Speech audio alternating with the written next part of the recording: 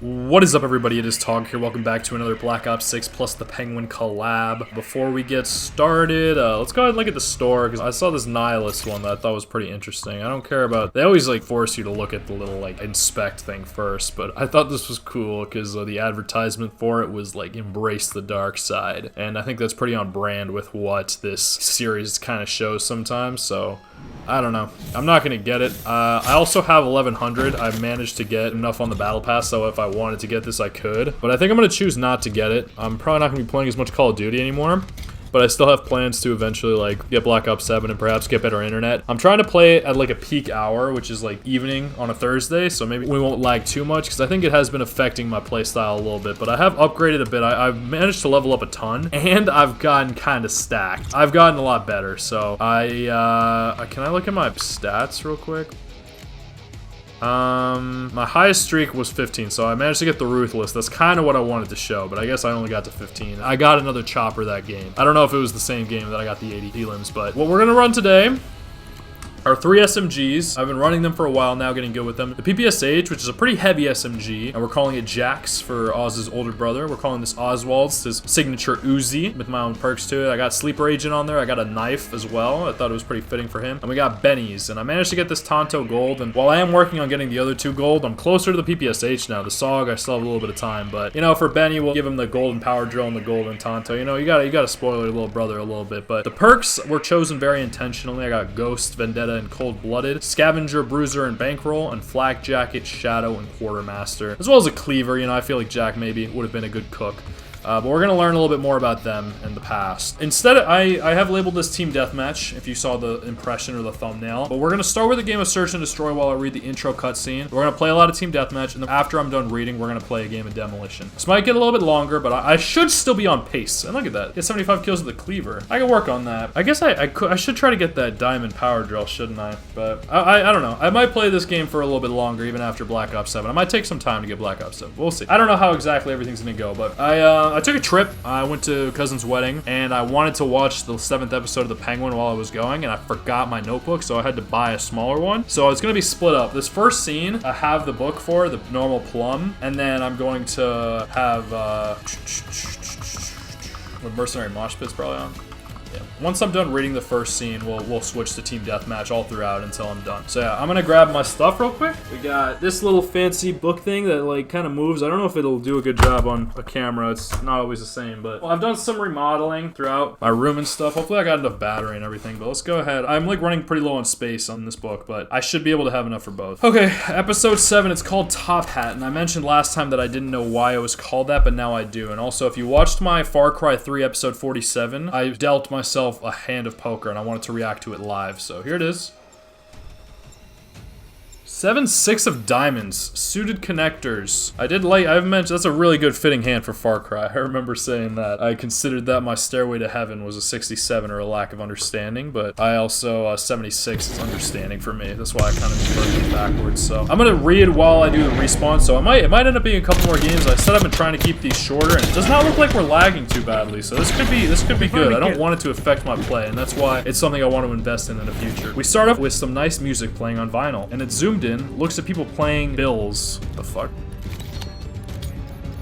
Okay, so this happens to me sometimes when I join late in Search and Destroy, and I really hope they let me in, because sometimes they do some dumb shit where they, even after the game starts, they don't let you in. So there's a little bit of lag, but at least that's why I can read a little bit. If they don't let me in at all, I'm gonna be really annoyed. I didn't come here to just watch, but I don't know. I think that might happen to other people. They gotta fix that, but it's whatever. Zoomed in, it looks like people are paying bills, doing math, and then there's a zoomed out view of a gong. A gong? Oz is playing with his leg contraption. Seems that one with the bills and math is Oz's ma, as that's what he calls her. He asks her if she's almost done, and she responds, "Still working, baby."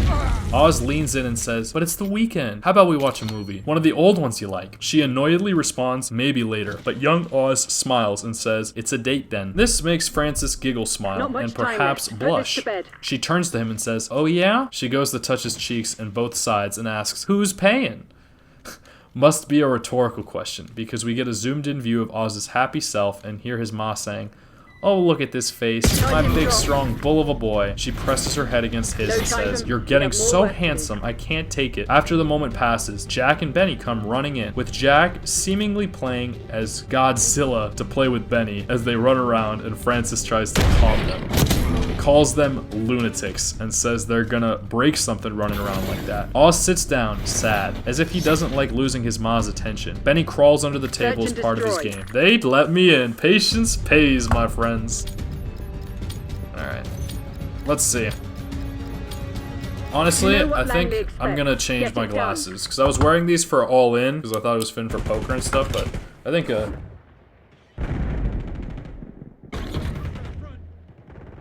I am better off letting in some light. So, oh shit. It's 2-on-6. 2-on-4 and I'm lagging. I was playing some Control the other day and the other team was like noticeably better than us. You're a kill team of 1. Put your head down and close this out. I'll see if I can pull a defuse, I guess. They were noticeably better than us, but it ended up being like really competitive second round and we got into a 1v1 situation, and then I actually ended up winning by sneaking up. He had an AR, he was like a beast, and I was running SMGs because I've only been running SMGs for so long.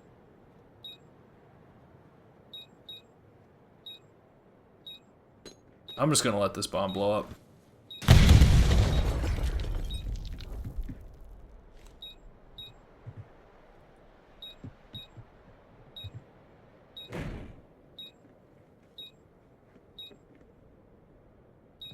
But I ended up...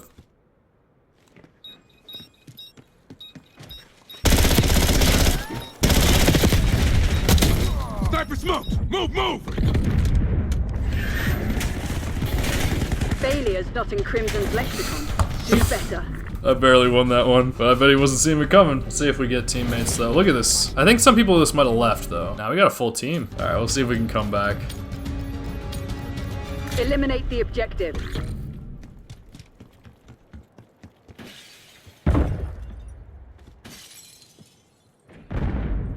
Pay close attention.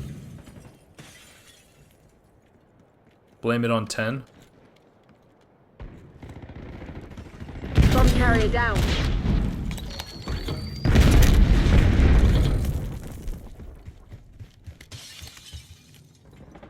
Yeah, you don't have the bomb, my brother. Bomb dropped. Hostile shooter!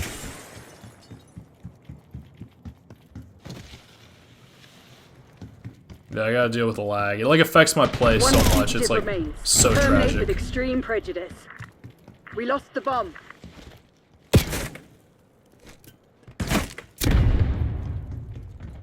You're the last one standing. Dude, what a Finish fucking... the job. Time's nearly up. Close it down.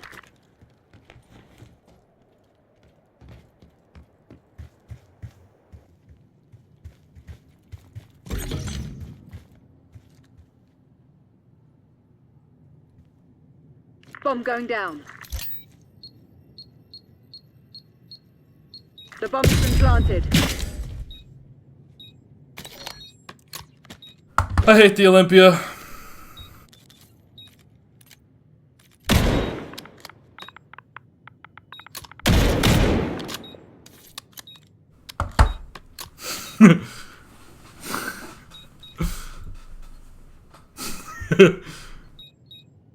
Enemies have disarmed the bomb. Oh yeah, and I usually run as Bailey or Maya, and I'll do that again next time, but I want to ride some more masculine energy this time around, just because the themes are very strong, and just to switch it up. I'm running as Mace and Marshall, who's the one that I got that Ruthless with.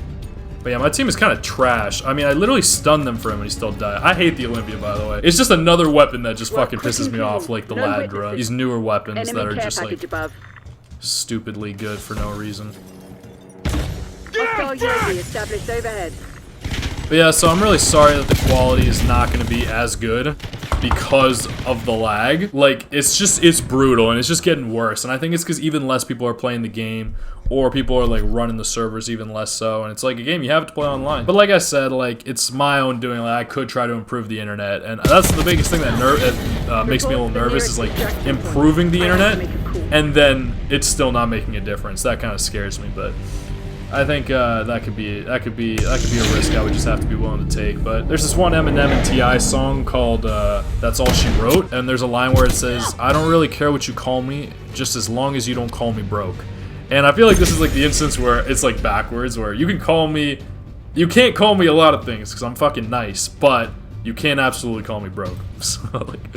But yeah, they can get mad all they want. That was fucking lame. I should have just fucking... I can't, like, none of my teammates, like, could kill that one player, and, like, I probably could have looked for him, but it's just these engagements just aren't quite, like, that fair because I'm lagging so much. So let's keep going. She calls him her big, strong bull of a boy. She presses her head against his and says, "You're getting so handsome, I can't take it." After the moment passes, Jack and Benny come running in, with Jack seemingly playing as Godzilla while they run around, and Francis is calling them lunatics, worried that they're gonna break something running around like that. Oz sits down, sad, as if he doesn't like losing his mom's attention. Benny crawls under the table as part of his game with Jack, and the table shakes a little. After he gets out, Francis stands up and says she's had enough. Benny begins to apologize, but his mom just points at him and says, "You're in trouble now," without making eye contact. Like she's looking down while she says it, but when the camera moves to Oz, he's leaning on his chair and crossing his arms, eager to see whatever punishment she is about to inflict. Let's get our rematch on Grind. I kind of cook on Payback, but I know that at the very beginning of the series I struggled on Grind.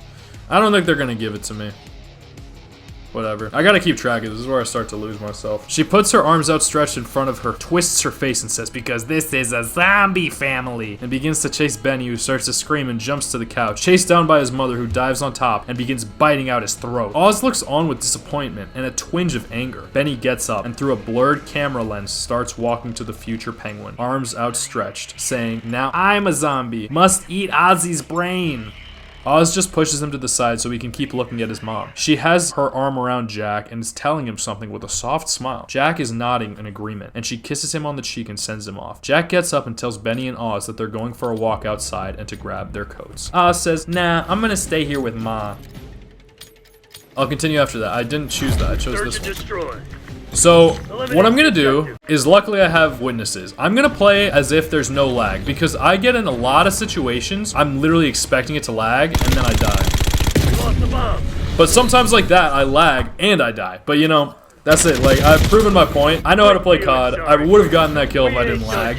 But, I'm whatever. I'll make him feel good. I gotta do it myself. I'm broke as fuck. What do you want from me? She tells Oswald that he needs to get outside for exercise, you know, to build up your strength. With tears in his eyes, where his mom can't see them, he begins to stand. As Benny walks over, coat already on, he is saying something about his zipper. "Still, this stupid zipper," Francis answers and sighs. She goes, "I'm sorry, Biscuit, we'll get you a new coat soon." You wanna clear your name? Yeah, that's the park skin, huh? Lovely stuff. Lovely stuff. See, like I'm saying, like, that wasn't because I didn't lag that time. I just got shot in the fucking face. That was a mistake. So it's like, it's that thing where you just gotta, like, balance it out. So I'm not gonna waste too much time blabbing. I'm gonna keep going. As Benny walks over, coat already on, he is saying something about his zipper because it's, like, bad. And she said, "We'll get you a new coat soon." Francis sits back down, ready to work in peace, but goes, "Oh, and Jack, I want you to find Rex down there and give him his book." She points at Jack with her right hand and motions at Oz with her left. "Oswald, give me the book." Oz grabs it and says, "I can do it." And with assertion in her eyes and a grip on the book, she goes, "I said Jack." Oz sighs, but Jack motions now to get a move on. We'll see what we can do here. I know the tactical insertion is fucking useless on search, but hey, maybe I'll try and get this fucking... Nah, I don't know. I don't want to camp, like, it's just not in my nature, like I said.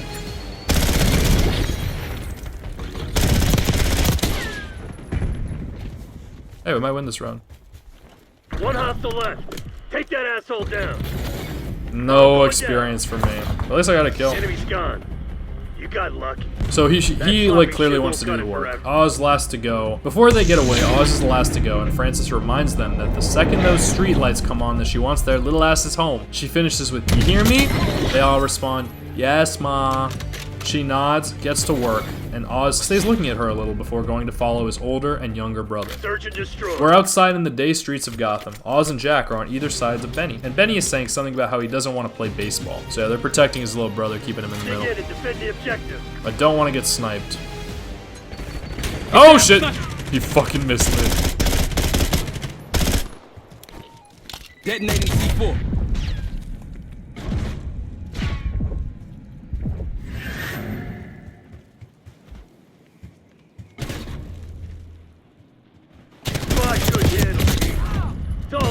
now. Alright, let's do this.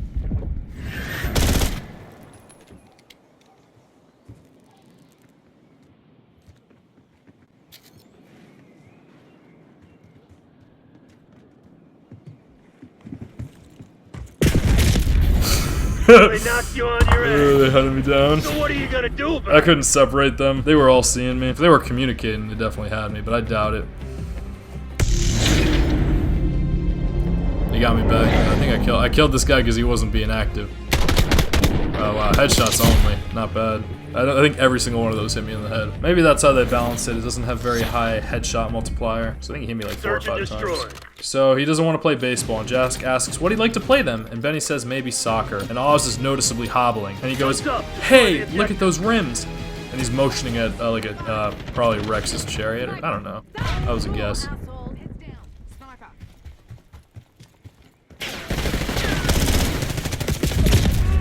Damn it! That was just my fault. It wasn't the lag that time. He walks over to a brown Cadillac that is likely luxurious for the time. As Oz gets closer, he touches the car and studies it, saying the owner must be the richest guy in Gotham. Benny asks if it's made of real gold, and Jack tells him it's just faint, still clutching the book he needs to give to Rex. Speaking of which, at that moment, around the corner, some guys are pushing someone out of the corner store and pestering him for taking too long on something. Apparently, one of them is Rex, so he's like pushing somebody out of his store forcefully and saying he's taking too long on something. Probably like a loan shark. Apparently, one of them is Rex because little Oz calls to him. Jack tries to shush him, but Rex notices and calls to Jack. So he's not even acknowledging Oz. That's how it is sometimes, you know, that you want to be the older brother, but he's not. So Jack tells them to stay back and not to get involved. Oz and Benny look on as Rex introduces Jack to his friends and gang. Says that he's Francis Cobb's son, and he joined the ROTC to be a hero. Jack doesn't say much. Everybody's using snipers. And we're getting fucking killed.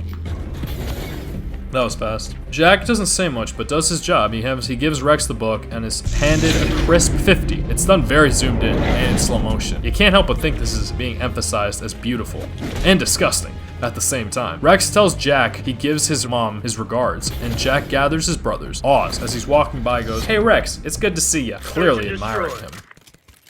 Alright, let's try out Benny's, and then we'll try to get one more game after this, and then I should be done with this intro. And then we'll just play like 4 games of Team Deathmatch, and I'll read a time.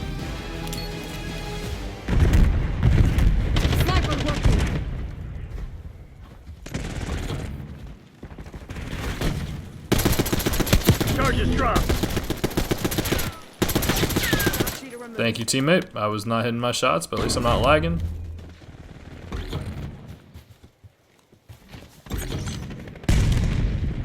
We're planting the bomb. Come on, give me a plant, give me a plant, give me a plant, give me a plant. Charges set. Shit. I just gave one of my teammates position. Got morphine. Troops in contact.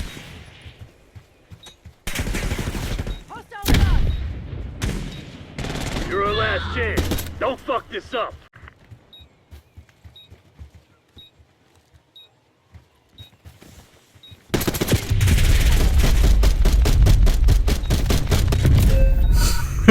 Thanks, lag. I would have killed if you get a kill as in your morphine injector, you end up you come back to life. So, but whatever. You can only go for so long. It was nice while it lasted.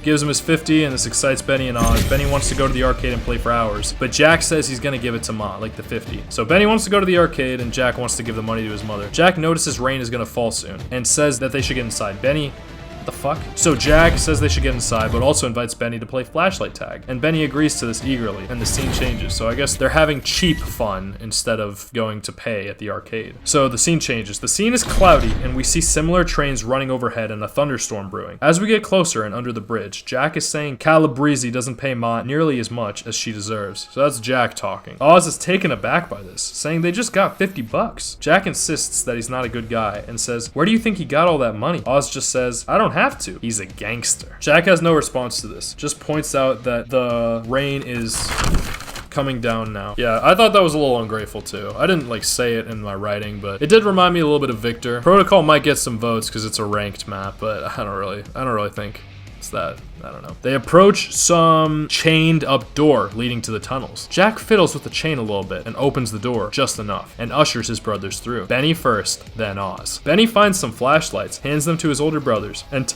tells Ozzy that he goes first. Goes over the rules 10 seconds before going and no peeking. Oz accepts this and starts counting. 1, 2, 3, 4, 10. Turns around and waddles forward. Ready or not. This happens all the time. People cheat when you're kids. All the time. You know, 7-Up, this and that. Until you're taught that cheating is wrong and that it's punishable by death. I'm kidding. But you know how it is in the poker world sometimes. I'm kidding. They don't usually do that shit. I wouldn't know. But I know somebody in the Migos gang got shot over a game of dice. I don't know if it's because of cheating, but R.I.P. Takeoff. I kind of liked your music. Let's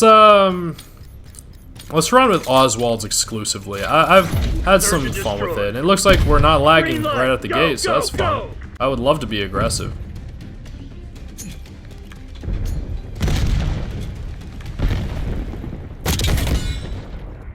And that is why. We're setting up the bomb. The bomb has been planted. Get down, sniper! Hostile shooter.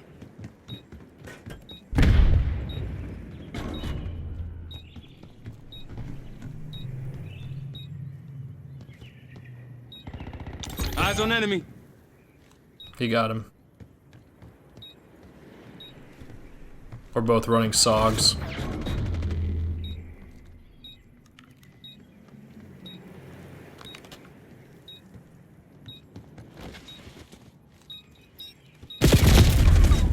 He doesn't have time. We're chilling. Poor dude was running solo, but he killed me. We won the round, at least. I saw him to my left, too, but I was so focused on the win and the bomb. I'm not gonna be able to get any kill streaks, but if you saw my kill streaks, they're all pretty high anyway. I didn't adjust for this. It's not like even on Team Death. I like to have my higher kill streaks now, just to give myself a chance, but with this lag, it's impossible to string up enough kills, so that's what I'm saying. It's the end of an era. It's just kind of over now. Search and destroy. After Oz starts, we get a good view of the spacious underground hub as he walks on by. I know you're here somewhere. Oz starts looking under tables and benches, and he doesn't find his brothers, but he does find a token, which is the same as the one found in the future. I think that was recently that was found, wasn't it? Maybe. Wow, can't break through. I'm not strong enough, clearly. Smoke some boy, quit after that.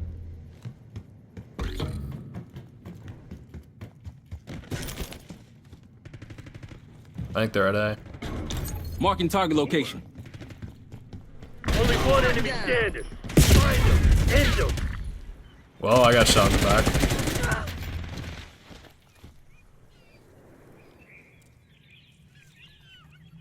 This could be bad.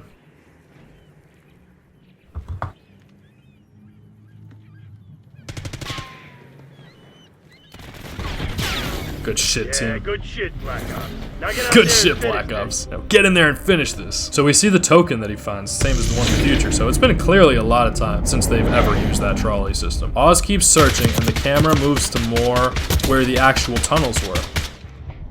Rubble at its entrance, we see an open door. Not a normal door, like a fully solid gate door. And it's open, and noises are coming from it. Giggles and a haunting Oz. Oz explains that it's bullshit, that the rules were to stay in the station. I'll keep going after this. Guns up. Destroy the objective.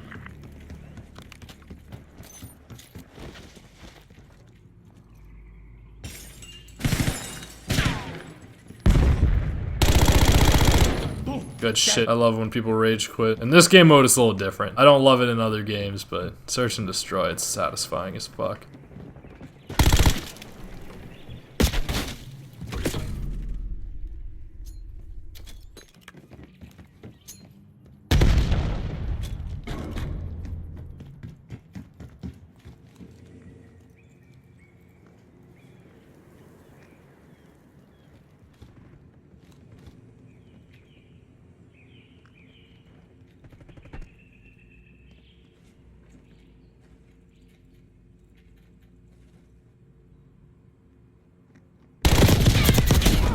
MTC's in the red. Yeah, that's something that even the pros fuck up on. You've gotta watch your spot. If you know they're gonna be there, they're probably gonna be there. And people, like, they wait like 5 seconds, maybe even 10 seconds, and then they're just like, fuck it, I'm leaving, or I'm looking away, and then you get shot in the fucking back.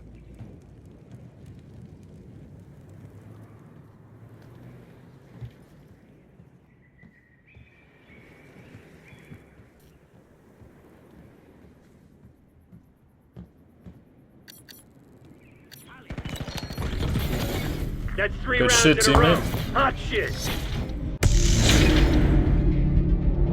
Rules were to stay in the station. It's dark, and Oz watches the step as he gets nearer and mutters, "You gotta be kidding me."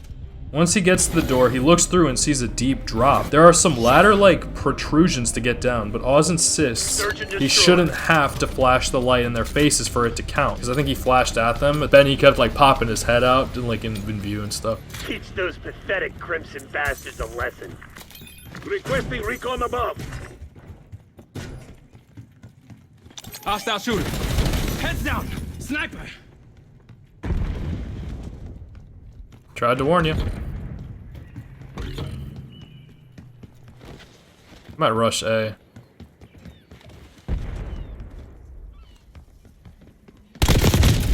God damn it, he got me.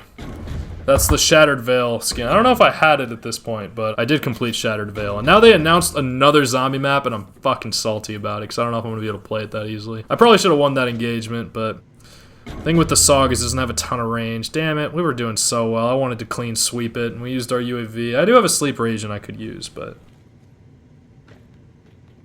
Alright, well, I don't know if he's lagging like I am. Maybe his batteries died, because he just totally missed him. Then he starts poking his head out in view and then back before Oz can tag him, and eggs Oz on to go get them. Oz accepts, but as he begins to climb down, his right leg slips. He catches himself, but the damage is done. Oz gets scared and says, "Screw this!" angry because his brothers should know it's hard for him to climb down there. Jack seems concerned, asks what's wrong, and apologizes, offering to start over and that he'll be it this time.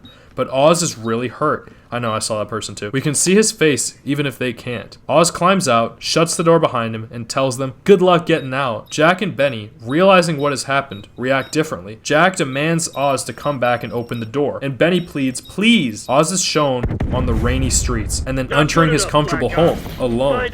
His mom is listening to music and twirling through some pages. Once she notices Oz get in, she immediately gets up to attend him. You're soaking, she says. Come here, and wraps him in a blanket. She asks where his brothers were. Oz says they went to the movies. With what money? She asks. Oz says Rex gave them some cash. She asks why he didn't go with them. He says he wanted to be with her. There's still a little bit more to go. I should probably be able to finish this before the game ends. Stun thrown.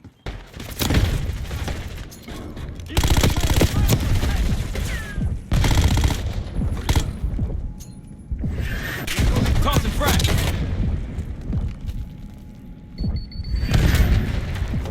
I'll drop. One hostile left. Take that asshole down.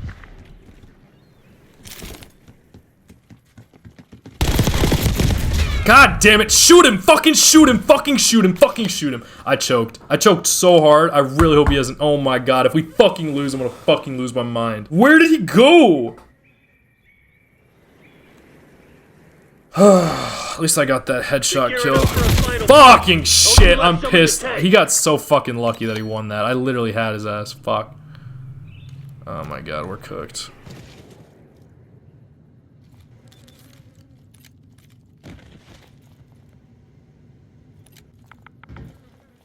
I want to warn him, but it's too late. He probably moved, too. If I give information now, it might be wrong. I'm so pissed.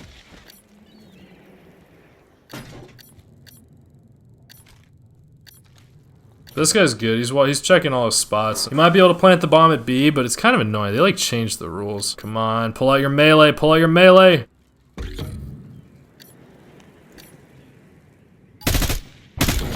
Yes! Oh my god, I didn't get to see it because I lagged, but he got him. Wow, what a beast.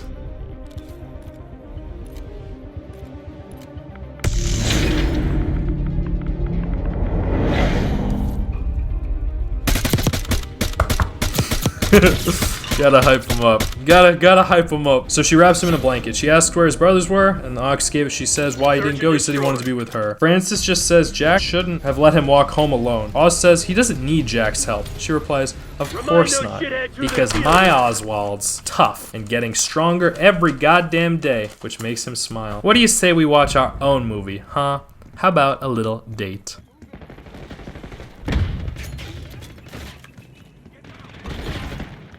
Hostile grenade. Well, I don't know, I died. We're cooked, whatever.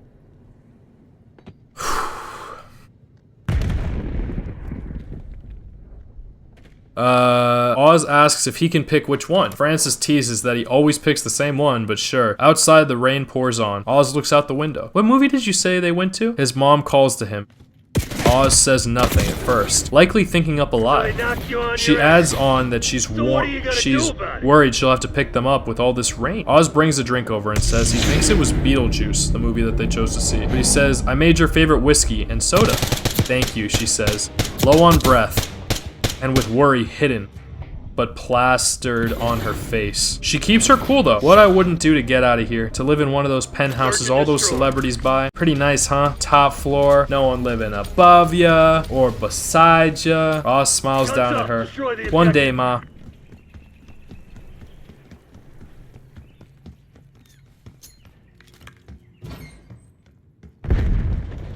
Enemy long rifle, heads down. Get down. God damn it, that fucking CNDJ person. At least it's 3v3. Oh my god, he couldn't have flanked him. That could have been a really good flank because I kept him busy, but it wasn't enough. Yeah, so that little calling card I got is for getting a Ruthless. I think it's fucking really adequately depicted of a Ruthless. You should turn around, my Brad Apollo. At least he heard that. Tough. He says one day, Mom. She puts the glass down and says, ready to watch a movie? Oz says, yeah, and snuggles beside her. She asks if he's warm enough. He says yes. He asks her the same question, and she says yeah. The movie is a black and white film of men dancing with top hats and sticks. Tap dancing, maybe. As the movie plays on, Oz looks behind him and sees a jar on the windowsill with some twigs inside, filled with water to the top, with the plants sticking out. He turns back around and smiles, watching on. We're still up, but we're kind of getting cooked. I keep lagging. I want to pull out. Yep.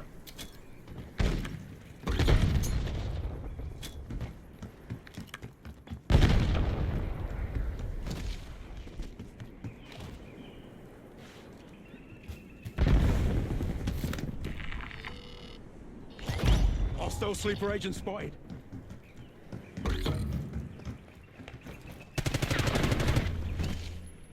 Five enemies spotted. Only one enemy standing. Find him. End him. Get down, sniper. Hostile sleeper agent removed. I did not expect to get chased like that, and also, are they making me play as Carver? Close this shit down. It kind of looked like I was playing as Carver right there. This shit's far from over. I gotta check my hands. I know my Carver wears a cap, but Marshall wears a hood. At least the Marshall that I was using. I hope you get better, my dude.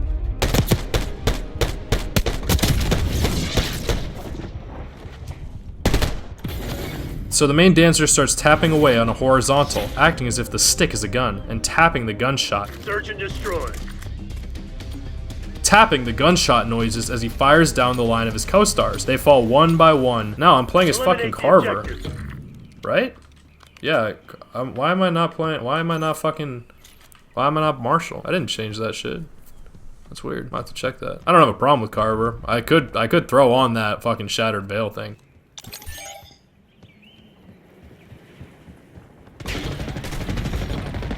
Good shit. One hostile left. Take that asshole down.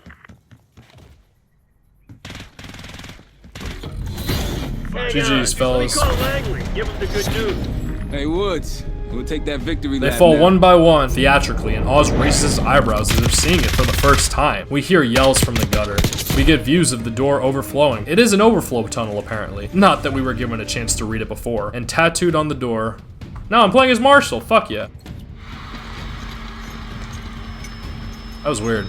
I don't know why I thought I'd look... Oh, fuck. I mean...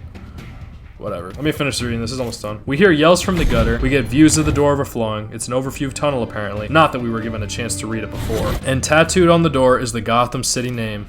We begin to hear their shouts become gurgled, and as we go back to Oz one last time, looking behind him and out the window, his eyes fall on his mother's beautiful face, and he just smiles on. Back to the movie, and then back to the door. Water flows out, and silence comes from within. Title. So I should have done Team Deathmatch last, now that I'm thinking about it, so maybe I'll just run Demolition.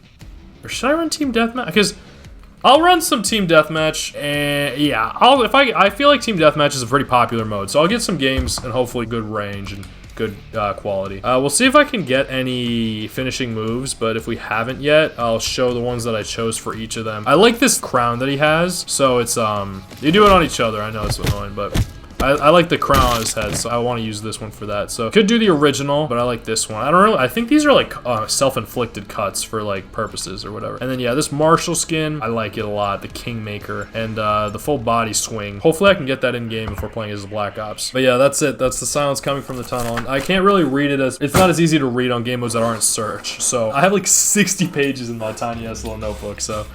Oh, and the game just started, so I'll read it after this. I'm still gonna lag a little bit, but I want to show some gameplay, and I guess I'll play it as Benny's for the range. Eyes on enemy.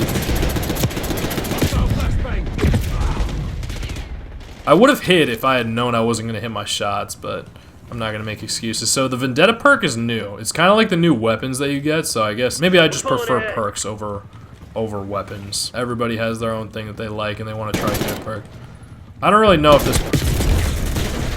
At least he got the kill. Team Deathmatch is a mode I struggle with massively because it's hard to predict where anyone is at any given time. Everyone's just everywhere at all times because the spawn points don't prioritize objectives like in Hardpoint or Demolition or Control. I need to get 3 kills. I'm gonna try. I want to do a little bit with that before switching. I don't want to give up too quickly.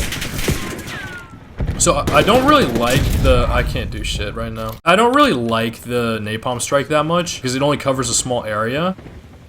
However, I've been getting like a ton of mastery medals, and you can't get a diamond mastery unless you get everything, but I don't know. Like, it's not that big of a deal. Bloody hell, check that C4 activated.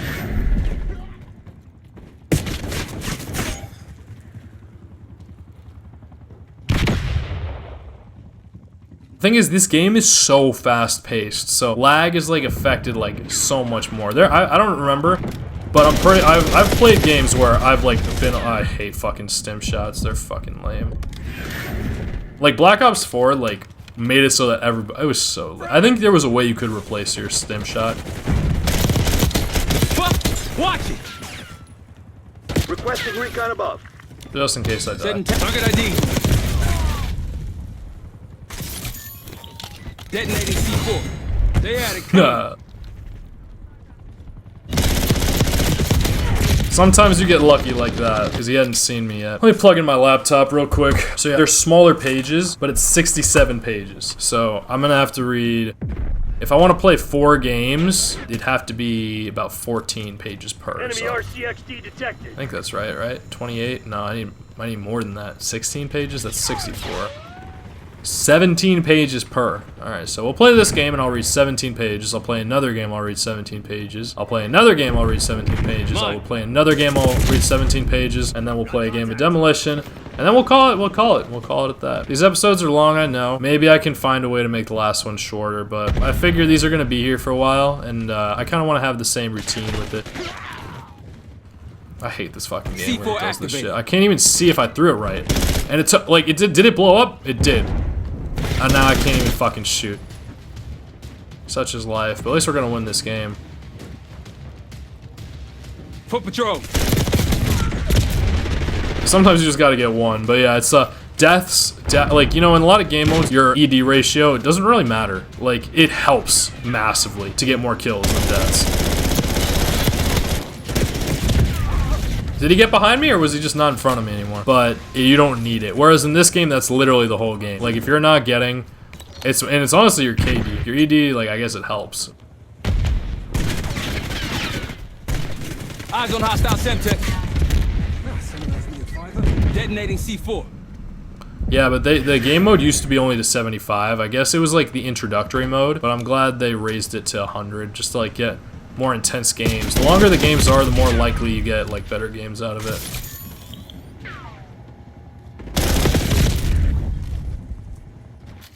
At least I have witnesses. But yeah, call me broke. Call me broke all you want. That's a tragedy. I still play it though. Didn't always used to be this way.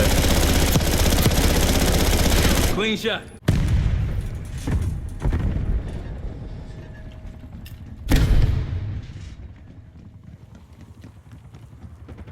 Yeah, because your download speed matters and your upload speed matters, and you're downloading from like a lot.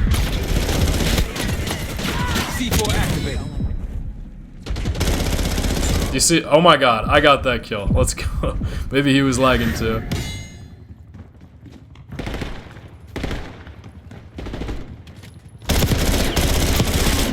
Put mobile. I hate this fucking game. He probably stimmed and it just didn't tell me. But yeah, I also just don't think it's that interesting, really. Shot. TACOM, I need eyes overhead. I don't know. Oh yeah, I got 2 kills without taking any damage 30 times. This is a blueprint, this caution hazard with like the biohazard on it. I don't remember where I got it from. I think it was a battle pass thing. But I'll turn on the sky throne because I think it looks pretty cool. Tactical insert planted. Take your head out your ass and your finger off the trigger. Oh, he quit. Maybe he heard I placed my tactical insertion down and was like, yo, this guy sucks. I guess I'll try and get this cleaver kill to get that camo as well. But yeah, this game is definitely coming to a close. I wish I could play the new... I'm not going to be able to play the new DLC for a time. Such is life. Maybe I'll share that later, but... probably not too quickly on videos and stuff. I like balance it out. I want to make the video. I do add my personality to it and my personal stuff a little bit here and there, but for the most part, I don't. It depends. If it's on brand, if it's on theme, but for now I just gotta do what I'm doing.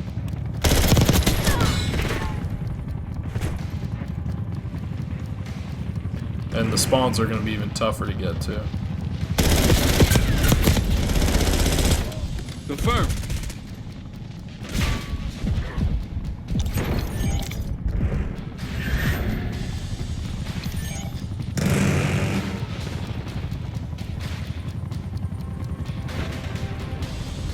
Semtex, front. This class has flak jacket on it. The Pantheon's probably Had a positive ED, but I was bottom on the leaderboard. Whatever. So, Chapter 7, Top Hat continued. Title screen. Penguin is shown waltzing back to a shiny bright zoo sign outside where his makeshift family is situated. He says, "Beautiful. Thank you, Councilman." He enters the building, then as he reaches the door, he sees it open, and the welcome mat is adjusted strongly. He pulls out his gun, and an ominous tune begins. He asks, "Ma," twice, before shouting, "Vic!" He finds Vic face down on the ground in the bedroom, with a bloody bruise on his temple, but no fatal wound. Yeah, I leveled up. So, let's go ahead and edit the classes, and I'll show my classes in a little bit more detail. Let's change this camo to... I wonder if I still get that, do I? Yeah, I'll make it Sky Throne, and we'll try and get some double kills today. I don't know if I'll be able to manage it. We'll throw on a sticker, maybe. I'll throw on a decal. See if I got anything good here. Dropping in. He'd probably like Warzone. And the Pot Light. That's kind of funny. Cuff Break. Lux and Tenebris. That must mean something. We'll do, he's not much of a thief. We'll do Dropping In. And, whatever with the stickers, it's fine. And then, yeah, Flak Jacket, Shadow, they don't tell you what they do. Shadow Quartermaster is one of the favorites for this, because it recharges your, like, C4 and your concussion over time. Shadow, you just dodge traps and mines, so Spring Mines, Trip Mines, not Trip Mines, Shock Charges, and Flak Jacket, we know what Flak Jacket does, reduces your explosive damage. But the most interesting, Ghost, you know, UAVs can't see you while you're moving and planning and defusing. Cold-Blooded, we love that, because it can't thermal optic you. Vendetta, though, on respawn, mark your killer's last location and get bonus score for killing that enemy. So it's kind of cool because it kind of goes with a lot of these ones. Bruiser, like extra score Oh, but it also replenishes your health. That's cool. I didn't know that. Bankroll and scavenger, you get more ammo. Bankroll is just a lower kill streak thing, but it's for everything. But you can stack it with one of the ones. I forget what it's called. The strategist ones.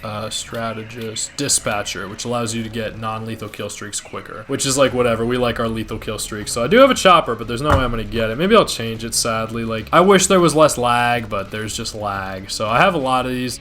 I still, I need one more chopper to get this mastery badge, but it's fine. Strategic bomber I want to use for fun, but I don't think I'm getting there either. Napalm strike, I have gotten a couple of those even with lag, and I only need 4 more kills, but I could probably do that some other time. So, I guess we'll be helpful. We'll be with the UAV, and the RC car I have fun with, but I don't need it that much. This actually is why the other episode took so long. It's because I spent so much time on this screen. We'll do an Archangel launcher, and we'll ride a care package, why not, just to gamble a little bit more. I'm gonna back out of the screen just so like it sits here because it seems to have problems when I don't. I'm gonna try to read this kind of fast. Penguin slaps him awake, asking where his ma is. Vic shuffles awake and mumbles out that Sophia took her. Where the fuck is Ma? Where? He slaps him, and Vic doesn't know, but he says that Sophia took her. But he doesn't know where, just that they were dancing, and then Sophia came in, and a car is heard outside, and Penguin assumes it's Sal. He tells Vic to scatter and gather the troops. Vic worries about Oz. What about you? They got my ma, kid. I gotta face this head on. So, seems there is someone he'd go after all. There is someone. Victor apologizes, but Penguin just says, fuck your guilt. Now go get me an army. He sends him out the fire. He's always got something good to say. He sends him out the fire escape. Penguin grabs his gun off the bed, but as he goes to the living room, it really was Sal and his goons, and Penguin is holding his gun in a surrendered angle, facing down. Acts hella cool as they tell him to put it down. They disarm him and push him down, but Oz just annoyedly says that he ain't resistant. As Sal enters, golf club in hand, he proceeds to beat him and taunt him how he found it at his place, and says something about how they were his blood as he beats him. Oh, how they were what the fuck? And says something about how they were his blood as he beats him. That doesn't make any sense. That sounds like a Freudian thing, because like I don't know how Sal would know anything about that. I don't know. Oh, that he's talking about his family. You killed my blood as he beats him. One of the Goonies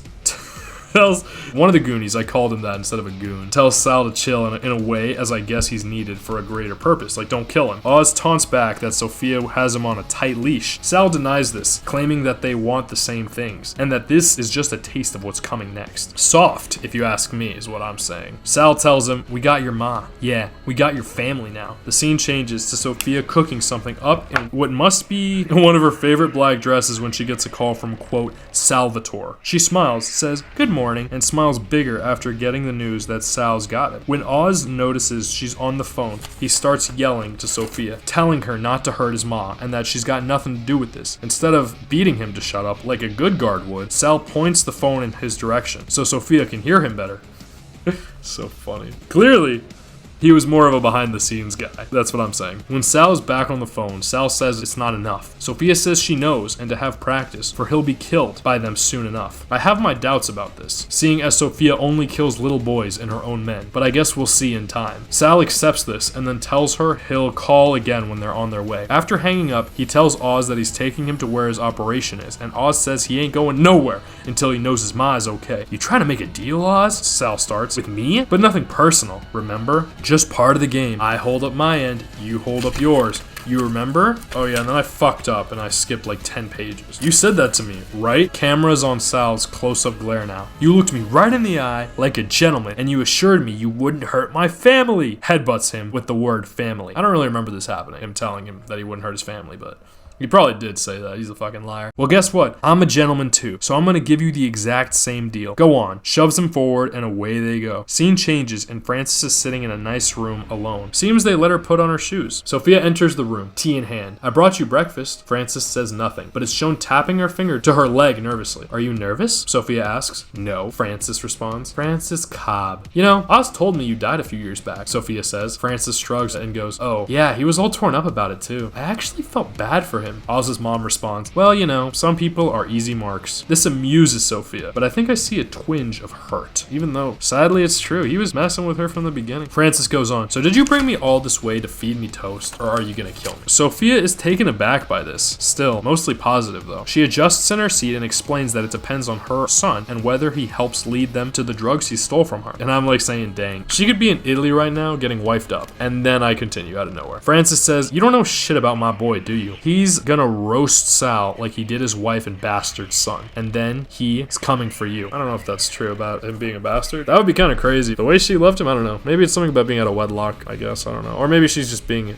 mean. Sophia nods and replies, "You have a lot of confidence in your son." And Francis quickly answers without hesitation, "Yes, I do." Now this gets Sophia to falter. Her smile turns to annoyance and she stands up to go to the tray. "So, how'd you end up here then?" says Sophia. Instead of responding, after a beat, Francis just shares how Oz used to rave about how beautiful this house was, but that she just ain't that impressed. Nice to know she has higher standards than a mob house, was what I said. "This place ain't got no goddamn personality. You afraid of color or something?" Sophia adjusts in her table. I guess she's sitting on a table, crying on sexy, but looking very uncomfortable. She fights a losing battle where the weapons are the words. Sophia says she can blame her father for that, and Francis taunts her recent name change. "What are you gonna do next? Dye your hair pink? Get an ass tattoo?" Funny how she associates daddy issues with these things. I've noticed the women I've known with these things have present fathers, but I guess there are different types of daddy issues. I didn't finish that thought. So like what I was saying is like I know people with pink hair and ass tattoos and they seem to have father figures that are present. But I guess that's not the point. I guess her father was present. He was just an asshole. So I don't know if that's this.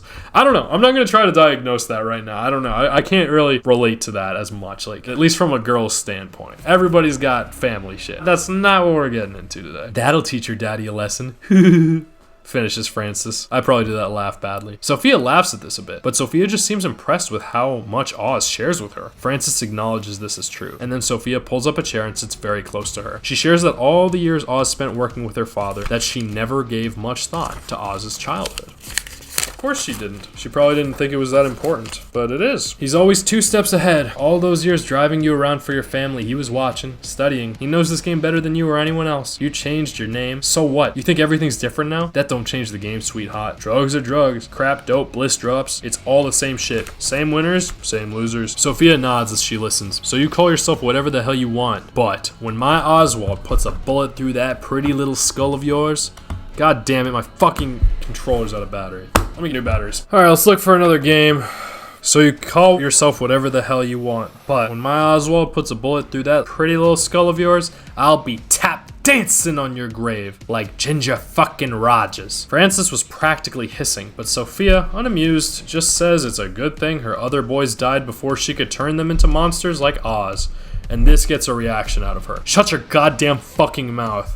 Because, yeah, that is a fucking blow. I don't really want to play on Rewind. I've played Team Deathmatch on Rewind. It's just like, some of these maps are, like, big. I don't know. We'll see what people want. People want, oh, yeah, I'm down for that. Sometimes you want to be with the general consensus a little bit. But, yeah, being a mother and losing your children, like, I was giving Sophia shit earlier in the show for not being able to be a good mother, probably. But, I mean, damn, like, some people think that I don't know. I know that there are good and bad mothers and fathers and stuff, but in my opinion, right out the gate, like I might be wrong on this, and I'm not saying you can't be a good mother or a bad mother, but I think sometimes, like, if you quantify it very simply, like, in a way, I think, like, the better mothers are the ones who have more kids.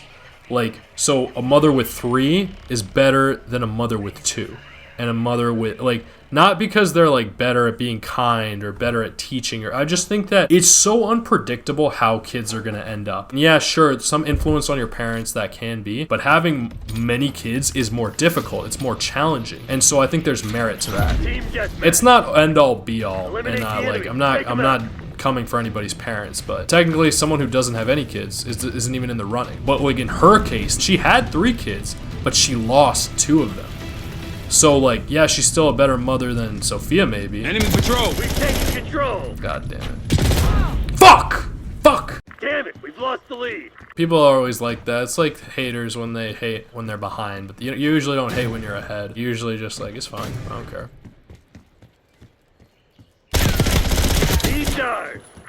I love how long it took for me to start shooting and I still got the kill. I'm gonna go cleaver that fucking...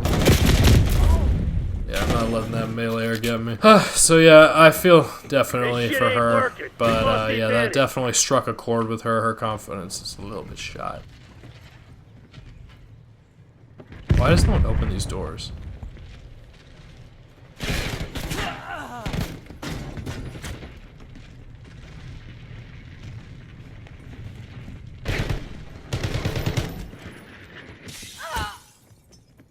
Did I get the kill? Of course I didn't. Eyes on hostile Semtex. That's what flak jacket's for. Oh shit. Well, whatever. It's so lame. Like, it is honestly a tragedy. And it's like, it wasn't always like this.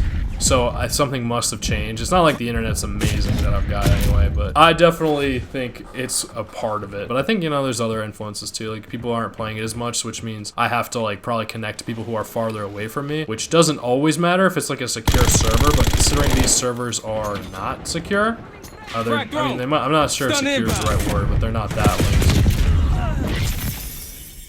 It's just unfortunate because I'm just like not allowed to shred. And that makes me kind of sad. Yo, check your fire. But I don't think it's worth delaying the series at all. Like, I'll just fucking lag. And, cause I know, you know, that's the thing is like, I want my channel, my everything to be accessible to people who like can't even afford like these consoles. Like, it did take a good chunk of money to get a Series X and to get this game and to buy the fucking skins and the battle pass and stuff like that. But there's always like someone more. You know, and like, so I hope that through these videos, if you don't have like what I have, like you get to experience it nonetheless. And even if you do have what I have or more, that you can enjoy it too. But I've kind of like grouped up my viewers into like 4 categories. Some who like appreciate the nostalgia, some who want to learn about new games, some who like don't have games but are curious about it. Like, that kind of falls into the category where they don't have the money maybe, or they don't allocate their money that way. But I also want people who maybe don't have the time to watch it too. So that's definitely not this audience, because these videos are very long. I'm really glad I delved into the shorts, because I realized there's a lot of people who just don't have time to watch like longer videos. And I've been there, and I might fall slightly back in there, and I hope I don't. I hope I still make time, but it's like the same way where you choose where to allocate your time, you choose where to allocate your money. There's a spy in our ranks. Watch your six. Everybody's using melee weapons. This is so unserious, Team Deathmatch. I don't like it at all, but it's a good beginner mode. People, because you don't, it's not that complicated. You just kill people, you know? Take your head out your ass and your finger off the trigger. But you start off and you try and you get it done. So if you're new to COD, yeah, Team Deathmatch is not a bad mode to start with, but please branch out of it. You will not, like, it is just not what COD is supposed to be. It is like, it's like if basketball was just horse, you know? You gotta play the objective. It's fun, it's teamwork, it's strategy, it's stress. Whereas, like, whatever, you die, you can always blame your teammates. You can always blame your teammates in the other modes too. But on Team Deathmatch, it's way easier, because you can look straight at the stats. Am I helping more than I'm hurting? In my case, no, and that's, maybe we're losing, but we're losing by 8, we're not losing by 3. And it sucks even more, because they don't even tell you your kills. I'm curious if the other game modes, like Modern Warfare, did that too. Because I know Black Ops, I think, is more appealing to the younger audiences. This is great. Incoming grenade! But, yeah, so, I don't even, yeah, so, I'm not, like, it's not like I'm just saying there's definitely more people who have this struggle too, who, like, don't have good internet, so they can't play, especially, like, younger kids. Like, when I was growing up, like, yeah, I would lag, and I couldn't do anything about it, but now I'm an adult. Like, I'm 25 years old, and, like, if I want to invest in things, like, I gotta put my own fucking money there. And so I haven't done that yet, and I have plans to, but for now, this is where I'm at. And I think The Penguin is a good show to experience it with, because it has a lot to talk about, like status and money and acquired wealth and how it's acquired. I argue very seriously that you should chase legal endeavors to get your money. It's true. Some of them are more lucrative if you're like gambling or you're cheating or you're dealing or you're doing stuff that is illegal, because you don't have to like follow rules. It takes less time. So yeah, this is gonna take me more time to do it this way, but I want to vouch to do it that way, and that means you have to endure this and be grateful for it too. That's just my 2 cents. I want to be grateful about it. Tossing frag. Did I not even fucking throw it?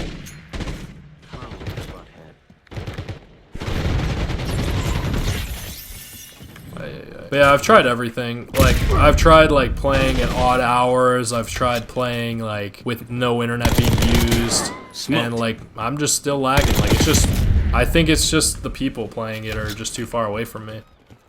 Enemy UAV inbound. But yeah, so Threat clear. I'll get to it in time.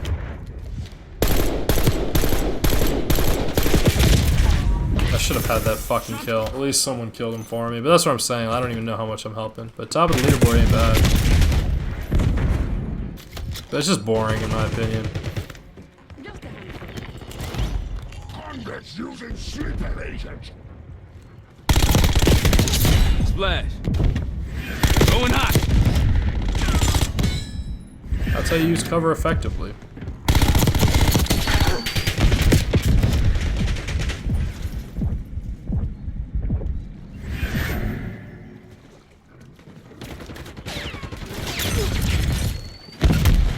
Yeah, these dudes really want to kill me.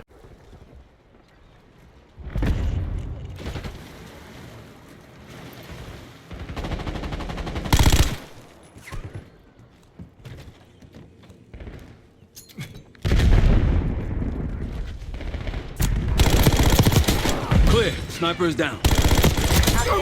5 down.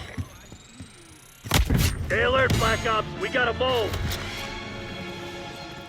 TACOM, launch a UAV.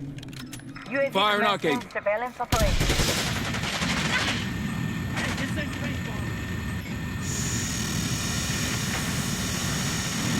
Your UAV has been destroyed.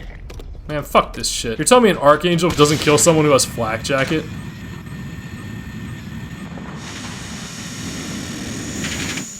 Fuck this game, yo. I literally would have gotten that kill if I didn't fucking lag.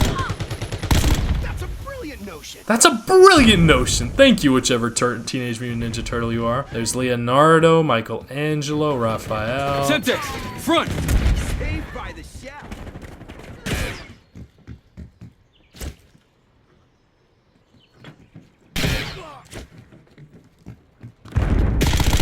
MTC's in the red. It's a shame I didn't get to see that finishing move, too. I don't mind getting finishing moved sometimes, but yeah, it does hurt your feelings, definitely. Frag thrown. It's also very difficult to make a comeback on Team Deathmatch, but that's whatever. It's not always the point. I'm glad to be able to lead my team, even though we're getting crushed. I don't know that I would say Watch it. the percentages are the same as like a game of basketball, like in terms of points and kills.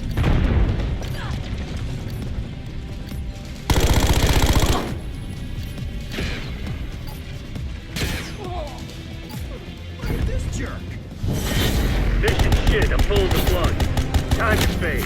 Not how the plan was supposed to go. That was kind of cool. Nova Knight KFNFL.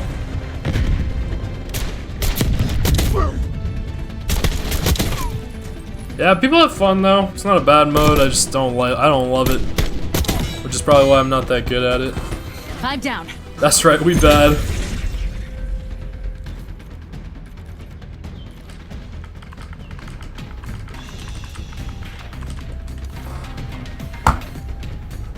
God damn it, I'm still on team. Fuck. Damn it, that's so lame. I didn't get to talk shit because I fucking was... hopeless descent, that's tragic. Alright, let's read another 17 pages. Sophia, unamused, just says it's a good thing her other boys died before she could turn them into monsters like Oz. This gets a reaction out of her. Shut your goddamn fucking mouth, Sophia. Sophia likes that. What happened to them? Are they even dead? She leans in as if they're best girlfriends and she's asking for the tea. Are they even dead? Francis starts shaking up and down a bit, but Sophia goes on. Now as if she's the mean girl chewing gum. Or does Oz have them locked up in some East Side slum too? Francis keeps shaking. She tries to speak, but it's unintelligible. The camera zooms in on her shaking hand. Her left hand goes to it to stop it. You hear it too, don't you? Francis asks Sophia. She goes. The rain. After this, she stands up, seemingly in a trance. She goes to the window, very bright on the other side, but the texture prevents any real sunlight to get in. Just an orange hue. She's pleading with Sophia, as if she's someone she knows, giving her information on Jack. 15. Benny. 10. No one's seen them at the movies and the arcade is closed. They're probably sopping wet and closed and they don't have their umbrellas. She's begging Sophia to find them. It's been too long. Resigned. She bumps the window and then faces it, head down. Sad. Sophia approaches her slowly. The light illuminates her motherly facial features. Francis, where do you think you are?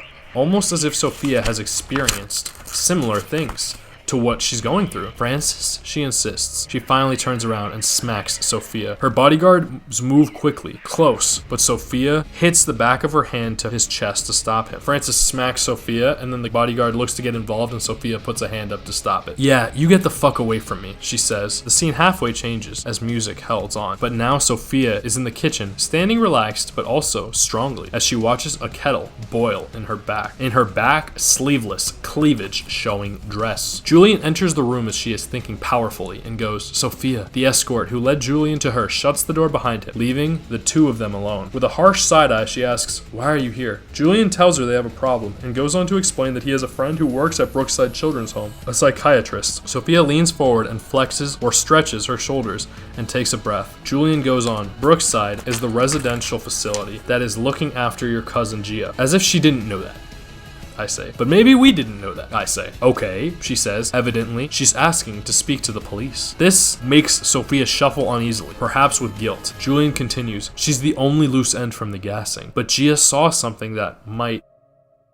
Do you know what she might have seen? No, Sophia answers quickly, with showingly no fear. Then, I don't know. I don't want this to be a burden to you, he insists that he can help her. But then the kettle starts hissing for real. She snaps back to reality and goes to turn it off as Julian continues pestering her. She turns it off and says she'll keep her quiet, but that she could use his help with something else. Scene changes to Francis sitting at the dimmed window, looking in with a blank, broken expression on her face. Zooms out, Julian and Sophia are standing at the door, looking like a power couple. She's showing a bit of legs, but she's standing close to Julian's left and looking at him once he turns back to her. Then Julian looks in Francis' direction and walks over, as Sophia looks on. He nears her, gets into her sight space, and bends his knees to get below her, which happens to be directly in her eye line, because she's looking down. In order so that she has to look at him, he gets into where she could see him, without moving. He stares at her for a short time, then says, Francis, I'm Dr. Rush, looking smooth and prepared to show Sophia just what he's got. I'd like to ask you a few questions. This makes Sophia smile, and then she turns and walks out of the room, seemingly unable to contain her pleasure. Scene changes to Oz's headquarters. Drugs are being made, money is being counted, and tracking is being done. Suddenly, the man working the books hears a door open, but nothing else. Curious, he goes to check it out. Once he gets there, he is directed by, I believe, 6 shots directly in the center of the chest. So the guard got shot 6 times in the chest. He seems to die immediately, and the workers all look over to see what happened. A would-be rescuer approaches the scene with his gun out, telling others to get back, and then receives a well-placed shot to the right side of his skull. He too, seemingly dying instantly. The culprit walks in, gun held in a tactical stance, with another behind him, and then through the main door, which I guess implies there were 2 entrances, walks an unarmed Oz led by 2 other gun-wielding fiends, and Sal behind him. Everyone in the HQ looks on as someone pushes the Penguin to his knees, and Sal sneaks up behind him to whisper in his ear, rather than embarrass him out loud. This place is filthy. Figures you tuck your tail into a shit pipe. Now, to the onlookers. Listen up, everybody. Oswald Cobb is no longer in charge. The Penguin looks around at his men like a kid at the principal's office, scared to receive his punishment. As of now, you all work for the Maroni and the Gigante families, so I want you all to pack up this product quickly and quietly. He's really not making this turnover easy, and this does make it seem like outright thievery. It's a good thing Penguin made that alliance, huh? But his men don't know about it, though.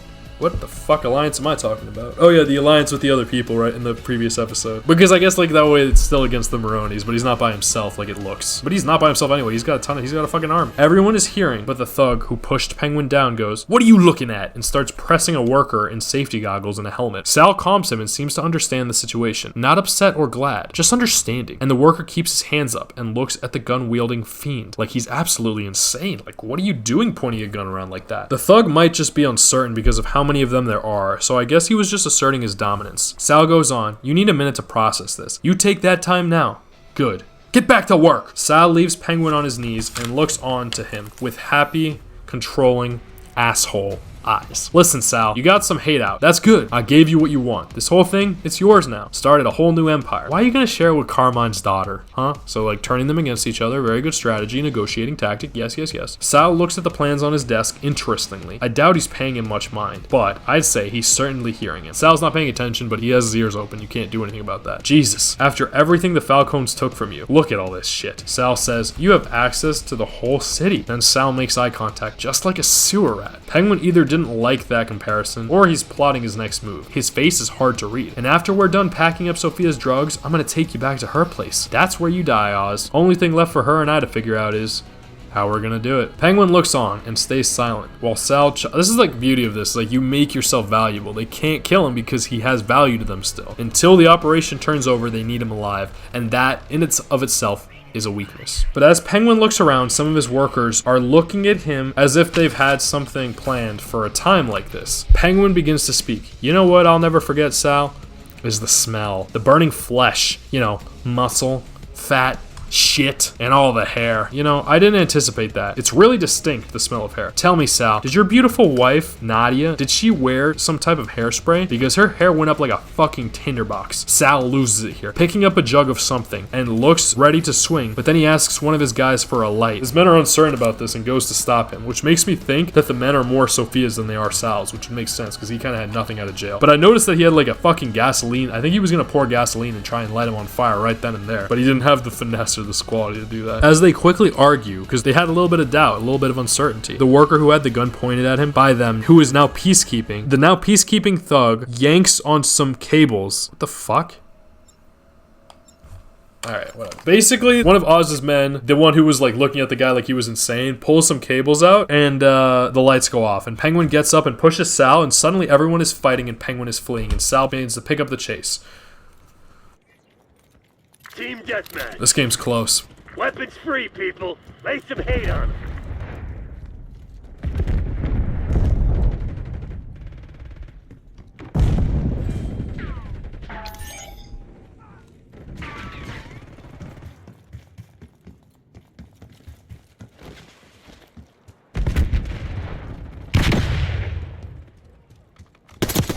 Engaging shooter.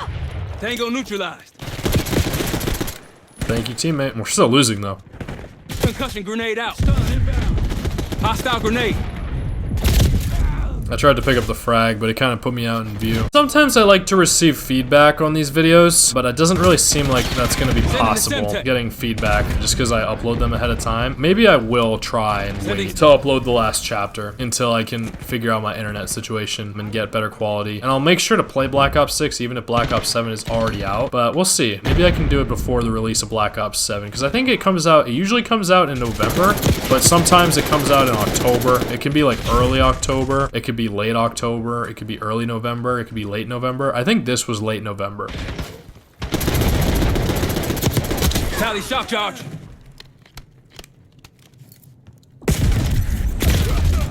I hope I didn't lose my morphine injector. I still got it. So yeah, I used to hate second chance noobs, I would call them, in Black Ops 1, but I like the way they balanced it, because a field upgrade is a lot more valuable to give up, and it only lasts a certain bit of time, and you don't need someone to revive you. You can just get a kill. It's kind of cool. So I kind of like it for this class, especially since it's Benny's. It's like the little brother. Because I understand, I would call them second chance noobs. I didn't call them second chance assholes. I also didn't like FAMAS.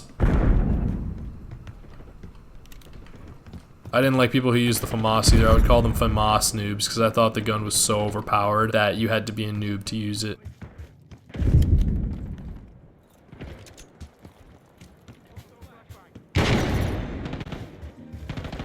I think we're coming back here.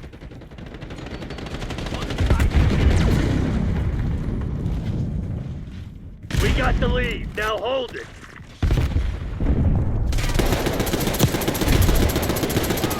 Sniper's down. Move up.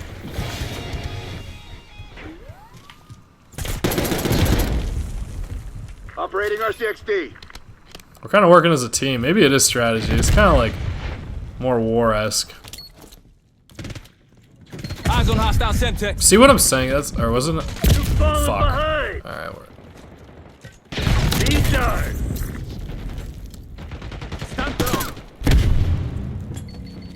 So it kind of, like, they force you to be more aggressive.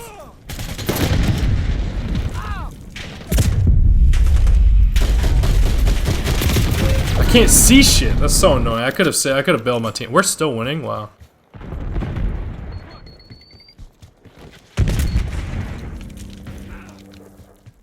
Come on, you're losing this fight. Good kill, teammate.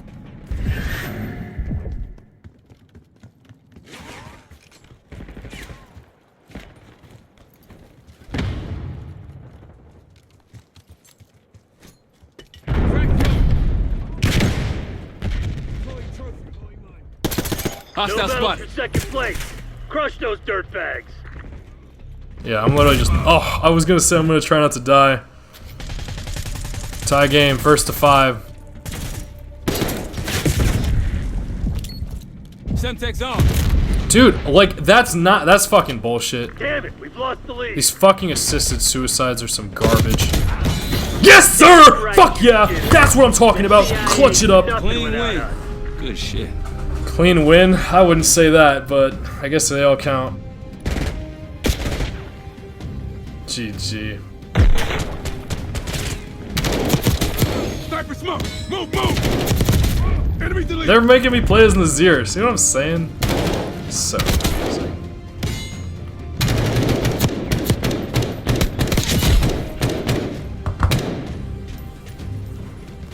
Fuse Scrim. That redacted skin is really cool. I forget whose it is. Am I playing as someone else? Like, someone positive, I guess. But it's true, you don't know because you can share your limbs in this game. Alright, well, we got that one. I know it wasn't a full game, but it is what it is. I got a kill with the spring mine without using it. I also didn't like claymores, thought they were newbie as well. Penguin gets up and pushes Sal. Suddenly everyone is fighting and Penguin is fleeing. As Sal picks up the chase, Penguin turns around to Pillar and Sal fires his weapon, killing a random worker in the process. Sal catches up to Penguin in a trolley car and grabs him and starts wailing on him, tossing him side to side in the closed space and punching him where he can. Eventually, Penguin gains his footing and gets a swing back, but he doesn't have the same force. Sal hits him so good with a loud grunt in the process. Penguin leans over some table thing and Sal keeps unloading on his side without rib cage protection. So like, he's not hitting him up on the chest, he's hitting him on the side where there's no ribs to protect his like body. Even though you can break ribs too, it's just different aims. Eventually, Sal gives up and Penguin is falling over, but still on his feet. Turns out, Sal isn't as good a shape as he used to be. Might have spent too much of his free time cooking. He begins breathing heavy, noticeably short of breath. Oz takes this time to stand up. What are you doing? Come on, you bastard. Let's go. Egging him on, looking really sincere as he does. What are you doing? Come on, let's go. Come on, come on. Now, I know he's taunting. I didn't know it at first, so I said, what an amazing poker face, because it sounded really sincere. What an amazing poker face this guy has got. Sal falls to his knees, breathing and breathing, then falls backwards. Penguin starts panicking. No,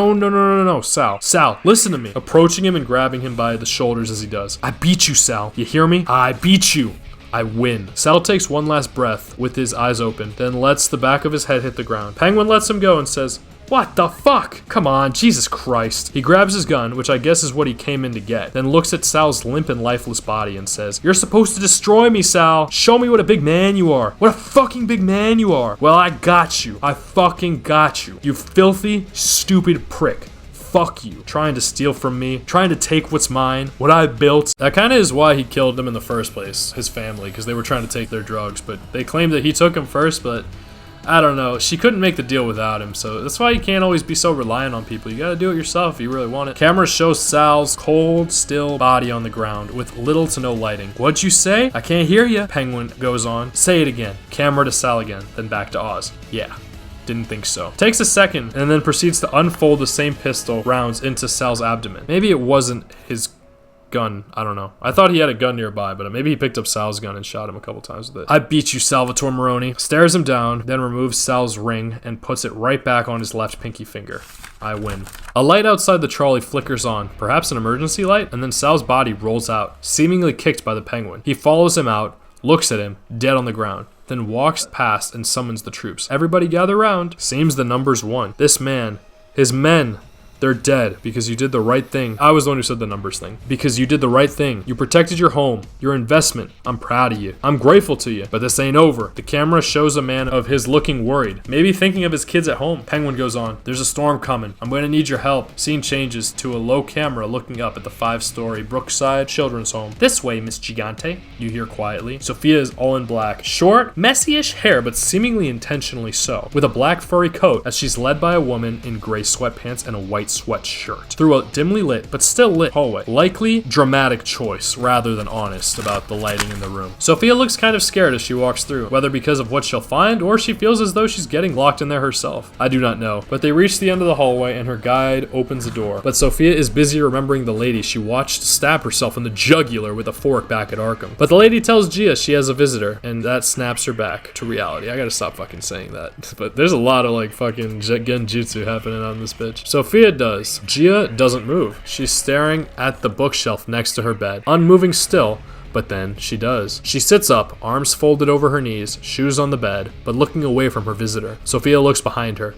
Thank you, in a way that implies get the fuck out, or GTFO. Kind of like play the fucking objective as PTFO. Gia looks afraid, but she stays silent. Sophia begins, mentions that her doctor has been asking questions. So Sophia asks, did you tell her that you saw something? Gia looks terrified, but in the silent, unshowing manner, like she is numb. I'm here to help you. It's okay. You can tell me. She said it better, but she's fucking saying what she's saying. As if Sophia didn't just steal her from her fully formed family not too long ago for her own personal vendetta. What did you see? I saw a mask in your bag. Did you kill them? My mom and my dad? Sophia goes, is that what you think? That I would do something as horrible as that? So listen, there's a reason she's nominated for Best Actress or Supporting Actress in a Film or something, because I'm not gonna do her words justice. Like, it's way more believable, but like, I kind of hate her, but I also love her, so it's like confusing. I'm reading it my way, but I can't help but be a little mocking as I say it. Is that what you think? That I would do something as horrible as that? Gia shrinks away again, knowing she's beat. Sophia continues, Gia, I loved your mom and dad. I know you want someone to blame, but it was nobody's fault. It was a terrible accident. Do you understand? Gia looks up slowly and smiles. Good, Sophia says quickly. But then Sophia, who walked close up until this point, grabs her wrist, seeing clear self-harm marks. This is like, I want to give detail, but I also don't want to like give anybody an avenue to do this. But I guess it's like, the reason, if you've known anyone who's self-harmed before, and I've known a couple, the mental pain is so terrible that they'll hurt themselves to distract them. And the way they do it is they cut their wrists at a horizontal angle, not vertical. If you ever do it vertical, you are in threat of literally dying. You could die if you go vertical. And that's why some people like say those terrible things sometimes. Like, instead of saying kill yourself, they'll say like cut yourself vertically and shit like that. People sometimes they'll like cut their, but either way, like these wrists and these arms, like you only get the one body. I don't know what happens if there's other life or anything, but really like take care of your body. And I know we all struggle with this, myself included, for different reasons and different ways, but really take care of your body. It's so important. So I share that I could see that they were done that way, like horizontally scarring a little bit. She was clearly hurting herself. Nobody else was doing that to her. That's not done by accident. Yeah, I've seen this show before, but when I saw that scene with the brothers, I fucking cried again. I don't know if I cried the first time, but I cried the second time and I took a break. But I know I don't have the same effect, but that's why you're watching it here and not on this, because if you saw it on the screen, you'd move it. It's funny, I'm watching The Gilded Age right now with my mom because she really likes it, and she introduced me to it and I like it too. But it's just funny because everybody's like kind of miserable. It's kind of like those other shows. So I say like this show is so bad, but it doesn't suck. So like that's how I feel. I don't think it's a bad show, but when I'm watching it, I'm like, this show is so bad, just because like the things that are happening are so like bad, but it doesn't suck. And then I watched this movie in theaters recently with Madeline Klein in it. I watched her because of Outer Banks. Like I thought they fucking ruined that series. Like I feel so bad that I hyped it up in like episode 3 of this series, because it ended up being like so ass. Like the plot armor, it's okay sometimes, but sometimes it's just fucking stupid, and you know they're getting fucking lazy, and you can tell they're just doing it, the excitement. Like you gotta have good writing, so whatever. But she was in that show, and I thought she did a good job, so I was curious about this movie, I Know What You Did Last Summer, which is apparently like a follow-up, like reboot to an earlier series, kind of like the Scream series, which I didn't know. But I'm glad I didn't know that, because it made me think like, oh, they're doing it backwards. They're doing it like Red Dead, where they do the future and then the past. That's so cool. But when I was watching the movie, I also watched it with my mom. We watched it in theater. When I went to that wedding, I was with like his family, so whatever. I remember watching it and being like, wow, this movie sucks, but it's not bad. You know, so I thought it was funny that it was inverted like that. And I hope you know what I mean when I say that. Where that show that I'm watching is bad, but it doesn't suck. Whereas that movie sucks, but it's not bad. This show, it's just fucking good. It's just fucking good. It was a terrible accident. Do you understand? Gia looks up slowly and smiles. Good, Sophia says quickly. But then Sophia, who walked close up until this point, grabs her wrist, seeing clear self-harm marks. Plenty. Sophia asks if she did this to herself, but Gia stays silent, pulling her arm back. Sophia stands, and I thought she might walk away, but she just sits down next to Gia and offers to hold her close. Gia accepts this physical touch. They hug closely, Gia leaning her pink sweatshirt on Sophia's black coat, and Sophia rests her head on Gia's. She begins, it might sound confusing, and I know that it hurts, but your mom and your dad, and everyone in our family, they were bad people who deserved it, and I'm glad that they're gone. Don't hurt yourself because of them. Sophia turns Gia's head slowly and forcefully to face up at her and says, "This is a gift. You're gonna get out of here. You're gonna find a new home, and whatever woman you become, you deserve much better than what this family could have offered." And I'm guessing she's speaking from experience and the Falcone name and legacy she once hoped to acquire over her brother. She kisses Gia's forehead and sniffles and leaves. But I know Gia heard it, the sniffle. Like, she left because she was about to start crying, but I know Gia heard it. Sophia escapes around a corner quickly, struggling to catch her breath, nearly going to her throat to scratch, but is blocked by her coat. And so she exposes herself and sulks quietly until her phone begins to buzz. She answers and says, "Salvatore? Nah, Sal's dead, sweetheart," Oz says on the other line. Take it in. Ain't how you were hoping it would go. You want to kill me? And now we see Oz sitting in a dark supply closet, sitting with a leg up to his hip, left hand holding the phone to his ear, wearing Sal's ring, and his right hand over his crotch, with a shiny gold bracelet, even in the dark. I get it, but there is one thing you want more. Ever since I known you had your eye on the throne. Here's your chance. All you gotta do is bring her to me. Just bring her to me. Camera goes back to Sophia, and she doesn't really seem fully recovered. Eyes glossy with tears. Right hand still frozen, clutching her chest a bit softly. Not a hair on her head out of place. I'll give it to you. The whole thing, the bliss, my connects, the keys to the fucking kingdom are here, Sophia. She ponders this, breathing, and Penguin says, "What do you say?" The scene shifts to the red sliding light we used to see during her sessions with Julian, and we find Julian asking Francis about the times when it was just her and Oz, while we see the light. So now it seems that Francis is the patient, no longer Sophia under Julian's control or whatever. Penguin says, "What do you say?" Yeah, so now Julian's asking Francis questions about the times when it was just her and Oz, and while we see the light sliding back and forth across her face, she says, "Tell me how that felt. Go with it." But just then the door opens and Sophia must have been dressed sexy under that coat, because that's how she walked in, loud and tall. Julian, fuck.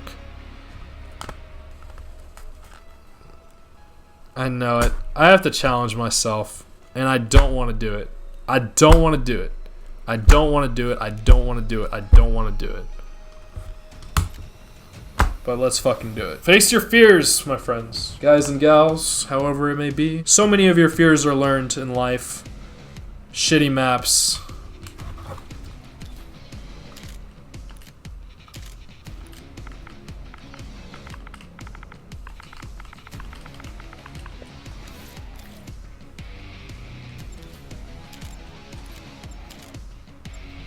I hope that's sent. If you didn't know this, amen. I don't know exactly what it means, but I think it's something like "let it be" or "and so it is," whatever, like acceptance. I learned that and I like it. Team deathmatch.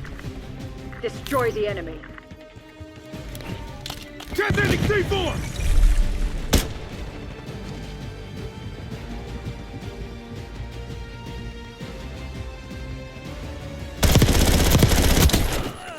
We've taken the lead. Stay on task.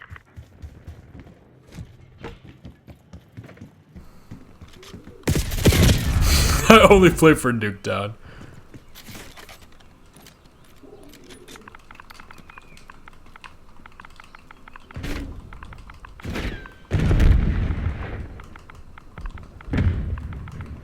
I really mean this. Like, even though I'll complain about Babylon and all that stuff, it's not because they're small maps, it's just because they're fucking stupid. They're like shaped stupidly. Whereas Nuketown is a small map, yes, but it is shaped fucking amazingly. Yeah, but I tried a little bit of Nuketown 24/7 to see if I would get some better connection matches, and it just doesn't fucking matter. So I think I might want to try. I might want to try to like wait for my last episode, especially because the Emmys are. The Emmys are the week after I was planning to finish this series. I was planning to finish this on the 1st of September, but maybe I'll push it off, I guess. Like, who cares? Like, it's whatever. But I'm not gonna push it back like as long as I'm planning to do like Far Cry. I gotta kill this Sneed dude. Maybe he'll like this map.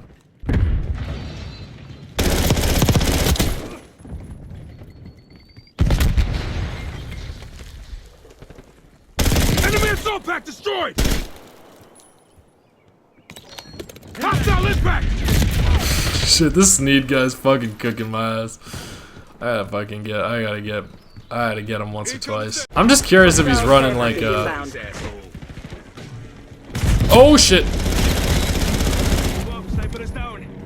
Hot girl jazz. That's funny. I wonder what that sounds like. think that guy's wearing a Thieves Enemy shirt. UAV. But yeah, like, I would like to delve into ranked eventually. Net call. Sleeper But agent there's just so detected. much. There's so many limitations to it. It's my only thing I don't really like about it. Like you can only use ARs and SMGs, which is fine, and there's only a selection. The things that I care about the most are the equipment. Like you can only use frags and semtexes, which I guess is fair, but you can only use trophy systems, which I guess they consider to be strategic. I don't really know what I would rather the field upgrades be, so I guess that's why, but I don't even think you're allowed to use assault packs in like competitive. Like you are in ranked, and that's awesome because you want more frags and semtexes, but I don't know if there's a rule against using the assault packs, but I never see anyone use them. And I don't understand why. They have them in their classes, and I think that's because I think that's because like you're not allowed to have more than 2 trophies per team or something like that. But then why can't people use assault packs? I'm getting fucking cooked out here. Enemy care package above.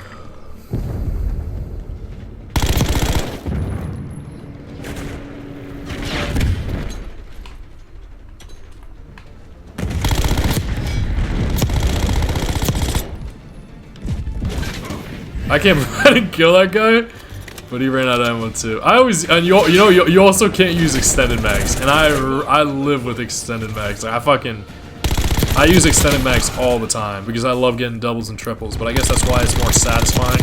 Enemy drill charge! If you don't, I'm gonna go back, whatever, it's fine. Get out! Frag! Get that C4!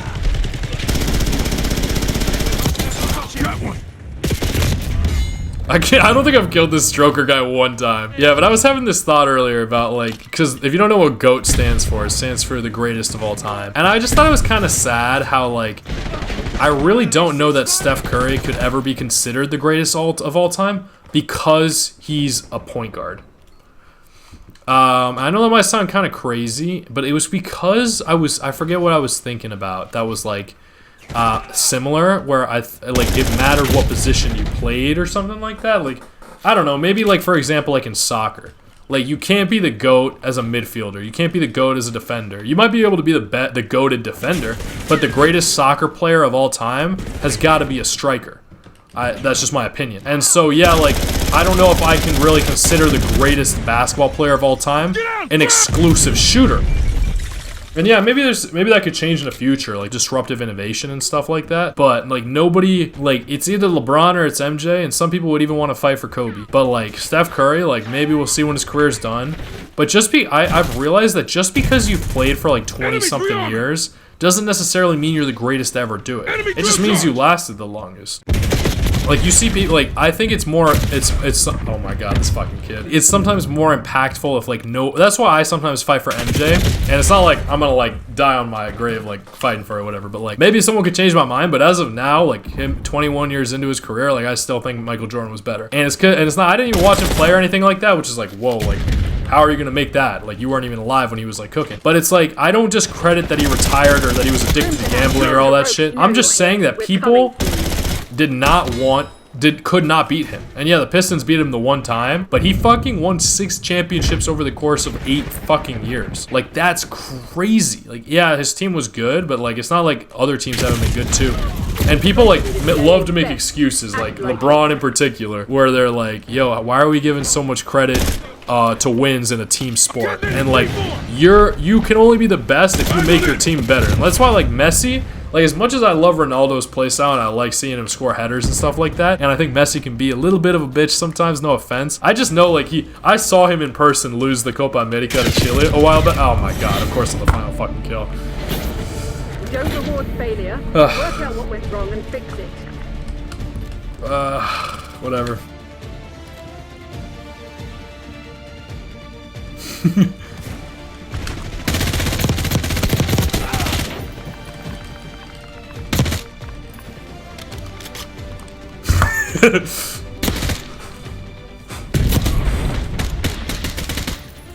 I'm not saying good kid use. That's a pretty cool outfit though. I think it's like a fucking serial killer thing.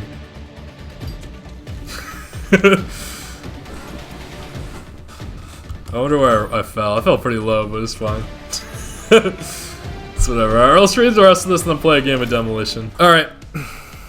Let's finish reading this. I got like 17 pages left, and then we'll play a game of Demolition, and we'll call it an episode at that. It's gonna be long, but yeah, I think I am gonna delay the last episode. I think it's smart to do it. And then I'll get better internet, hopefully. And I can show you all how good I really am at this game. Because I think even, I'm gonna try, I'll see. We'll see. But like, I just don't want to make excuses. Like, I want to like put everything on the line on this last one and just fucking play and show what I got, you know? But I feel like I've definitely accomplished a lot throughout my time playing Black Ops 6. It was fun.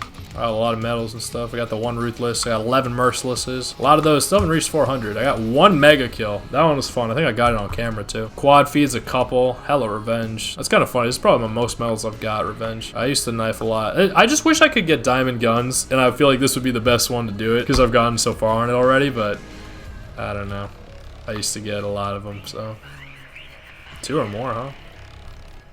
Prox alarms. I don't even know how that works. I think you're supposed to use the neurogas in combination, like watch a spot and kill them. Maybe I could try doing that. I'll see what I do for my last episode, but yeah, I'll take some time to get it right. But yeah, where's my chopper? Where's my chopper ones? Destroyed. I have done this a couple of times. I destroyed some watchdog helos of this. Where's my, I should only have 2. Going hard. Killed 4 more enemies with the same. I've done this plenty of times with more than 1. Doomsday. This one's fun. Killed an entire team with a single air support squad. I think I did that with a Rolling Thunder. Topped off. 6 or more. I've done that a couple of times. Where's the fucking ones for destroyed? I have done that a couple of times. Where's my, come on.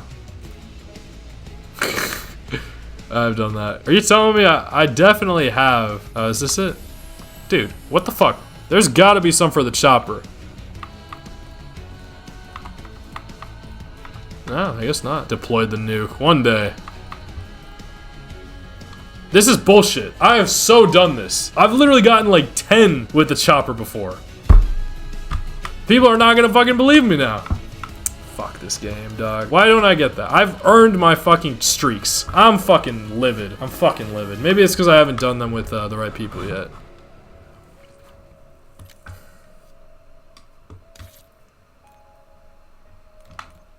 That's so annoying.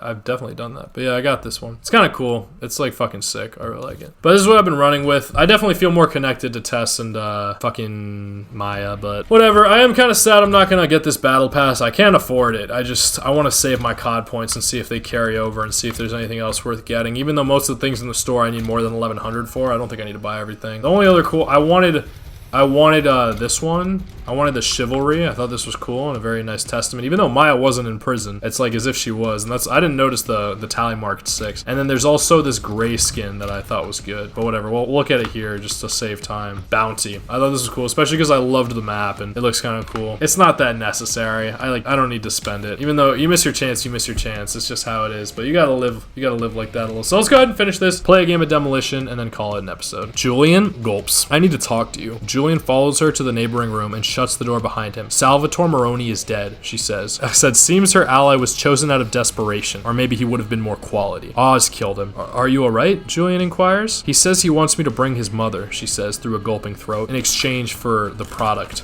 And I agreed. No, Sophia, it's a trap. I know, she responds. But it doesn't matter. None of it matters. What did Gia say to you? Is she gonna be a problem? Julian says, taking steps toward her. Sophia kind of looks at him with a twisted face. She is clearly bothered by her circumstances. She begins, before my father died, he wanted me to take over the family. A portrait is shown of her 4-person immediate family, with little Sophia nearer her father and Alberto nearer her mother. He put me in an institution, and the second I got out, I walked right into another one, she says with a face that wants to cry but won't. Julian listens intently, and then Sophia goes on, a little panicky and uncertain. Francis is right. She's right. I thought I was doing something different. I thought that I was different, but I'm still playing my father's game. I'm abiding by his rules. She turns away from Julian and starts clutching at her chest, saying, Jesus Christ, I can't breathe. I can't breathe. Barely managing to get the words out. This is what the early onset of a panic attack looks like. But Julian gets in front of her, unpanicked. And I only say that because that's happened to me before one time. I almost got in a car accident in the morning because I was so tired driving to work, and I was so tired and I fell asleep. I fucking fell asleep at the wheel. And when I start to fall off the road, those bumpy things on the side woke me up. And I was only like 5 to 10 minutes away, and I got to work and I made it, but I was struggling to breathe. Like, so I told my boss I had shortness of breath, and he looked upset, but he let me go to the hospital. I got out of work for 2 days, but nothing. They checked me out and I was totally fine. But I realized, like, now looking back, I realized I was having a panic attack. I was just slower about it because I still had to drive. But yeah, I could tell, like, she was fucking into having a panic attack. He says, Sophia, look at me. She takes a deeper, struggled breath and then another. Your father's hand is not on your throne anymore, which is kind of what the portrait showed. Her father with his hand on her left shoulder and her mother seated like a king as Carmine stood behind them all. It doesn't matter what he or anyone else wanted for you. What do you want? After a moment's passing, she says, I want to be free. I said I like the parallel between her and Victor, who both chose lives of work situated in Gotham instead of leaving to create a new life elsewhere. She breathes through her nose deeply, then says again, I want to be free. Julian smiles and begins to rise slowly. She then says, and I want Oz to feel pain, real pain, the kind that I have felt. Julian fully rises and his smile fades, but not with utter disappointment, more feeling sorry for a child. I need him to suffer for what he has done. And this time, the camera does not return to Julian. And the scene moves to Oz walking out of a Gotham newspapers and magazines shop that is quite run down. Looks like a war hub. Oz inquires to one of his men, I think his name was Bruno, but I'm not certain, about Vic's whereabouts. I just know it's not Nick. About Vic's whereabouts, and he says he just keeps getting voicemail, so he can't reach Victor for some reason. Alright, Oz accepts quietly. Then, alright to everybody. I know this isn't the job you signed up for, but you're the only army I got. I don't think he said but, he just said you're the only army I got. So as if, like, too bad, you are. I wouldn't ask for another. Come on. After the camera is done glazing Oz by following behind him for so long, Oz gets a call on his walkie. Oz, who seems to be talking to a man named Zeke, is told there's a black G-Wagon heading your way. Oz responds saying, that's her car. Okay, everybody, out of sight. Fingers off triggers until I give the word. People move, but this angle makes the Penguin look real ugly. Maybe the stress is getting to him. Zeke whispers more. Carl's inside the tunnel, coming down the lot. Oz accepts this with positivity, then licks his lips and looks around. In comes the car slowly. Come on, doll, Oz taunts to himself. Car keeps coming, still within the tunnel, and then stops before fully entering the wide open area. In rings Sophia. Oz picks up after asking loudly what she's waiting for. Hi, she says childlike. Listen, sweetheart, there's no going back. Doors are locked. I got your product. You got your mom.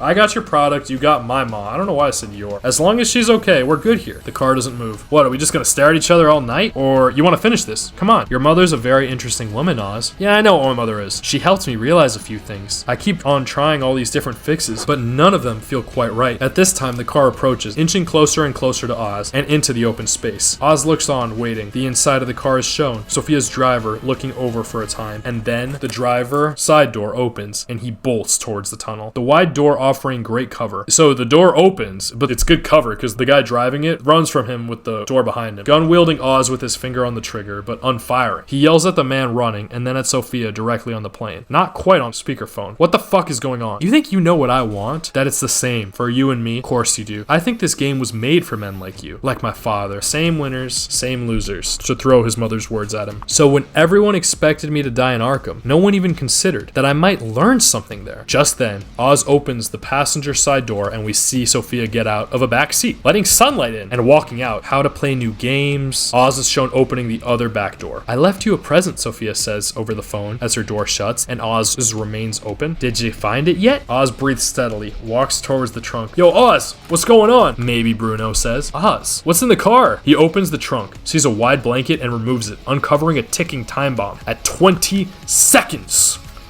And counting. Oh, fuck. There's enough time to get out. Sophia whispers, and so he tries, I think. As Oz yells louder, fuck! We're above ground now, and Julian and another man are leading out Oz's mom. If you do, come by and see us. And she hangs up and reveals that they are at some unlit bar named Monroe's. Then Oz is shown stumbling and running further to the tunnel, eventually finding an overflow tunnel like the one at the beginning of the episode, but doesn't manage to close it before the bomb explodes. We see one of his men standing nearby as it does, killing everyone. You cannot survive explosions, I'm so sorry. Luckily, Oz managed to slightly shut the door and get further in, but he falls from the ladder as the blast goes off, letting some explosion in, but ultimately dodging most. Back to the past we go, and young Oz is bringing his mother water and food on a tray as her door is shut. Ma, he says shakily as he knocks. I got food here for you. No response. He sighs and leaves the food at the door and walks away. Just then the door opens and out comes young Francis in a glammy, dark dress with styled and productive hair, with pretty earrings and pushed up breasts, and she says, get dressed, we're going out. After he says, you're up. He seems unsure at first, but looks at her intently until she brings him back to earth, saying, come on, your suit. He smiles wildly and then goes goes to listen to his mama. Scene changes and it's nighttime, and we're looking in on the outside of a lit up Monroe's bar. In we go, and a jazzy song plays with an Eve-like singer on stage, singing a type of lullaby. Good night, my dear, is what we hear. We look on to all the dancers until we land at Francis and Oz. Francis is noticeably taller than the under 14 Oz. Well, I said U14, that's what they do with basketball. She's saying that she can't do this alone no more. You have to promise me that you'll make something of yourself, that you'll get me every goddamn thing I deserve, or I ain't gonna make it. I don't know how much longer I can live with this, Oswald. Oz looks on, very serious, intently listening, subtly emotional. That you'll make me happy again, because I deserve a happy life, she says through tears, and concludes with, don't I? In a way that implies the answer is yes. After a crying breath, she says,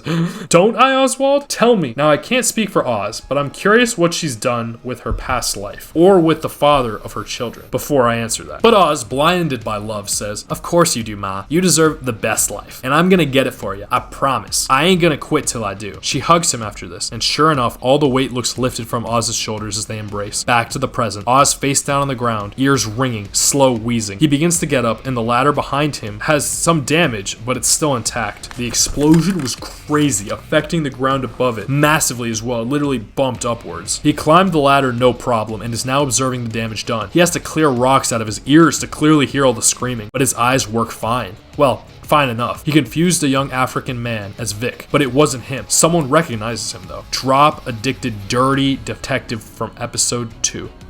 Drop addicted dirty detective from episode 2. Well, if it isn't the Penguin. Fuck you call me? Says Penguin. As clean as can be, the detective approaches, saying Sophia wants to see you, then extends a steel extendable baton and whacks him across the face with it, effectively knocking him out. Suspenseful music plays, and the episode ends. So that's a pretty heavy episode with a lot of topics, very difficult themes, challenging, a good penultimate. A penultimate episode is the episode before the last one. They haven't announced the second season. I don't see why they wouldn't maybe, but they might try. I think it might be hard to do and it might not be as good just because the story was pretty powerful in this one. But we want to see what happens. So I'm going to wait. I think I am going to wait. I was going to do this next week, the last chapter, but I'll give people a chance to catch up and I'm going to try to do it early November probably. Maybe after Veterans Day, like maybe the 17th of November would be a good date. I think that would be great. Which gives me, what is it? It's July 31st today. Happy birthday, Harry Potter. That leaves us with time. How much time does that leave? All of August. I can't do it then. All of September. I might be able to do it then. All of October. I definitely have to do it by then. So yeah, 3 months. We'll see what happens. I really hope I don't want to join in the middle of a game. Great. This is perfect. Scud, huh? I don't know if I've played it. I'm probably going to use Jax exclusively because tactical insertions and flak jacket are amazing for demolition. This is a very specific game mode, but I love it. And it says it's team deathmatch, but it's not. It's demolition. There it is. I love demolition. It sucks that they don't have statistics for it. That's kind of why I wanted to set this one up as team deathmatch as well, because game modes themselves. Can I not check victories by mode maybe? Fuck. There's leaderboards for specific modes, but not leaderboards. I should have checked that, but not demolition, I guess, because it was a new mode. But yeah, so that gives me more time. I can focus on certain things and adjustment periods and such. But let's play some Scud from the beginning. Demolition. This is my favorite game mode of all time. I have so much fun with it, and I figured in addition to the leaderboard thing, like there's only one scene at the end, and I guess that's how I treated demolition as well. But shit. Well, let's hope we get some extra people. So the goal of the game mode is to protect targets A and B, and then we switch sides and we attack targets A and B. You gotta blow up both of them, and we have unlimited respawns. Couldn't kill him though. We got some more connect. We gotta hold on while a pew. Mover! You can spawn kill in this game, like I said.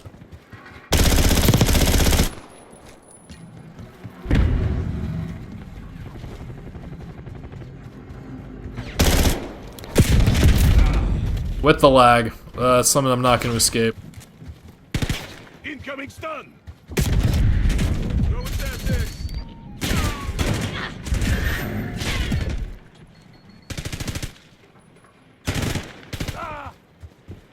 Enemy charges set. Hostile UAV established overhead. I'm not even allowed to fight, apparently. Like, they don't even want to let me fight. Enemy CUAV inbound.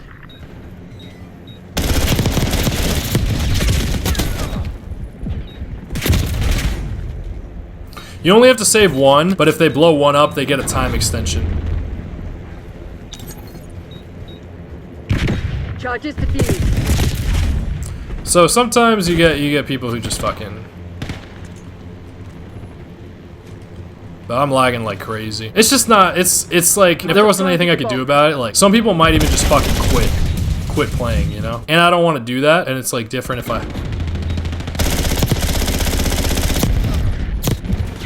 Bomb deactivated. You get some. I love the team play of it. I love the. Oh, I got shot in the fucking back. But B is usually much closer to the spawn, so it's usually much harder to get.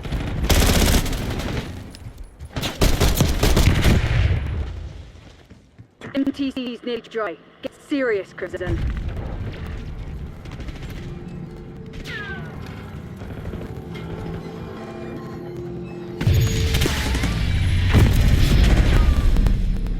This guy seems like he's new to the game. Not new to Call of Duty, but new to Black Ops 6, which is kind of cool because I think that means he also liked Demolition.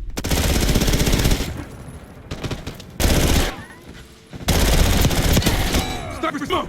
Move! I'm gonna save my attack insert for next round. But yeah, that's the problem. Some people have too much fun playing the spawn killing that they don't try to fucking plant the bomb. Usually, if you lose, I'm not gonna lie to you, it's easier to attack than it is to defend. Unlike Search. In Search, it's usually more easy to defend. But it depends on the map too. Some maps are really easy to defend. So like, the fact that we won our defensive round, we're probably gonna win the game. Because you just need to get one through. You just need to get one bomb through twice. Admittedly, it's probably twice. Heading dispatch. It's a cool calling card. I don't really know.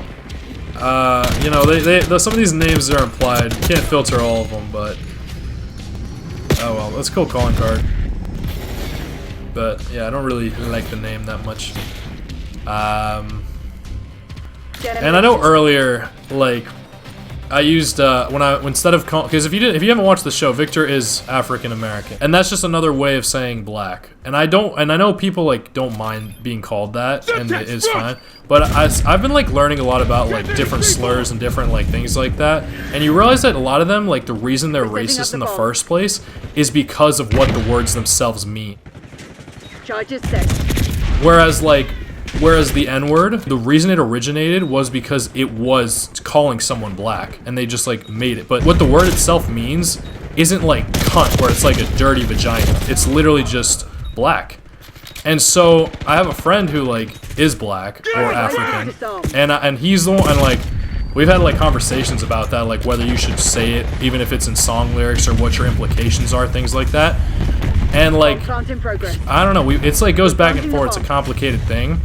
But like overall, I think he would rather be called African than he would black. And he didn't like say it outright, and maybe I'm wrong. And if you have opinions on this and you feel comfortable enough to share it, like, I don't know, maybe the YouTube comment section might not always be like the best place to share some of things like this, but I mean, it would be insightful. And I know I don't respond to comments, but I will have a post in October where maybe I can address some. But I don't know, because it's kind of like where you don't know where someone's like, it can be racist.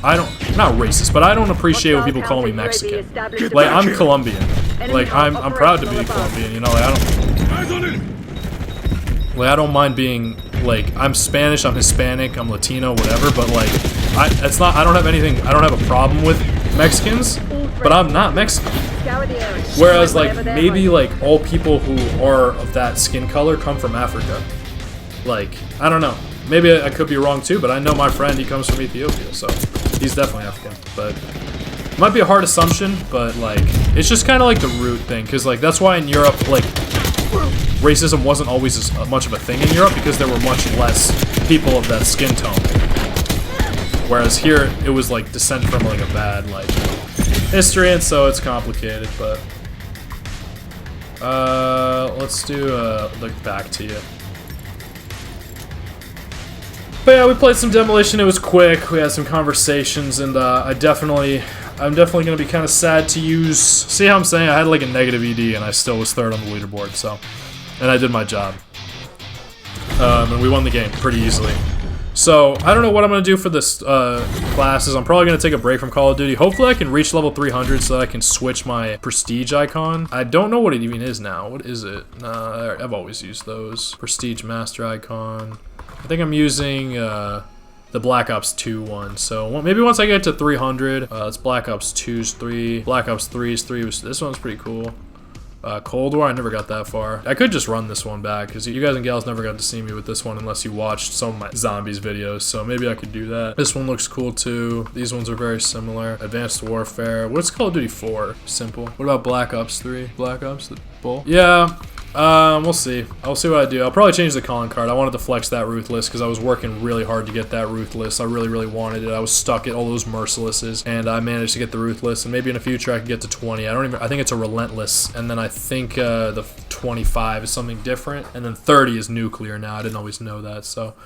Yeah, they're really trying to get me in a game. They like want to get me in a game so badly. I guess I don't really want to play another game though, but I guess since I'm not gonna play another game, since I'm gonna take longer, I'll make this one a little longer as well. Whatever. I didn't want to play another game, and I kept trying to quit. You guys and gals saw that, right? I was trying to leave. Whatever. Firing range. I guess it's a classic if you play Black Ops 1. I don't know that they're always gonna bring it back. They always bring back Nuketown, but they don't always bring back firing range. So I'll try my best. We'll see if it was a fluke. These games can get pretty long because the clock stops when the bomb has been planted. But there were some games where if you started planting the bomb with 4 seconds and it takes 5 seconds to plant, you can still plant the fucking bomb.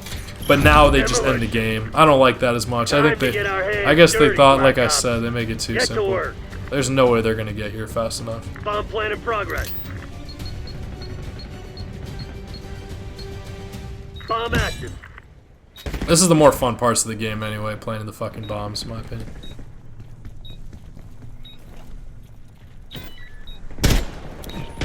Detonating C4. Oh, that's my teammate. We're planting the bomb. Yeah, we're gonna fucking crush these kids. Bomb is armed. That was the beauty of like when this game first. People just don't know how to play this game as well. Oh shit, they're probably gonna get A back. I'll try and flank them. The enemy's defused our bomb. Set that shock charge. Bomb plan in progress. I'm definitely gonna drop this plant. Fucking lag. Sorry, teammates. Bomb active. Eyes on hostile Semtex. Enemy long rifle. Heads down. I mean, you don't even have to get any fucking kills. You can just fucking crush them. C4 activated. Located shock charge. Knock that shit off.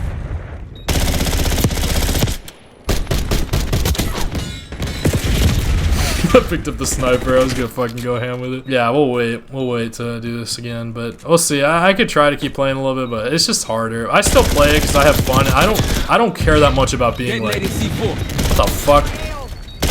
I used to also hate people who use fucking flak jacket, I remember, but it's just smart. You gotta use flak jacket, and you also risk if you don't have flak jacket, you risk like dying a lot of times, but you also like sometimes like you can't use ghost, you can't use ninja. There's a lot of things. The perk greed kind of changes it a little bit, but we'll see how we do on defense. Because like I said, attacking is a little easier, but we might just be a little bit better than them. They seemed a little quiet. And this is the thing, some people like don't really do that much. Like you have to be active, even if you are like dying a lot, you know? You have to be active in this game, but that's why I like it so much. But I don't know why they didn't just start it out the gate. It's like they don't want to acknowledge it as a game mode, and I don't understand it. But yeah, you need flak jacket because people just be chucking like nades at bombs like crazy. Alright, let's see if I don't let them do what they just did to me.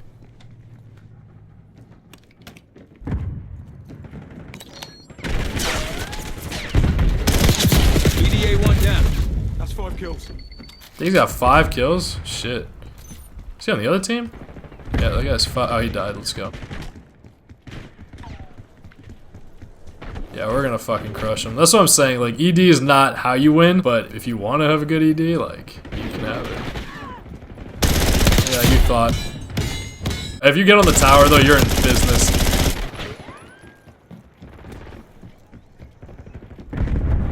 Yeah, I guess in the meantime, I could try.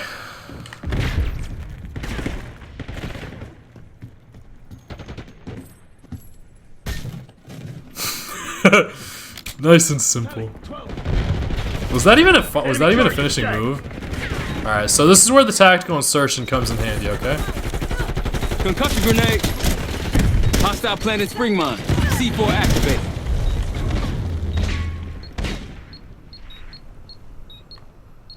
Bomb offline. Also, it's not too much like Search.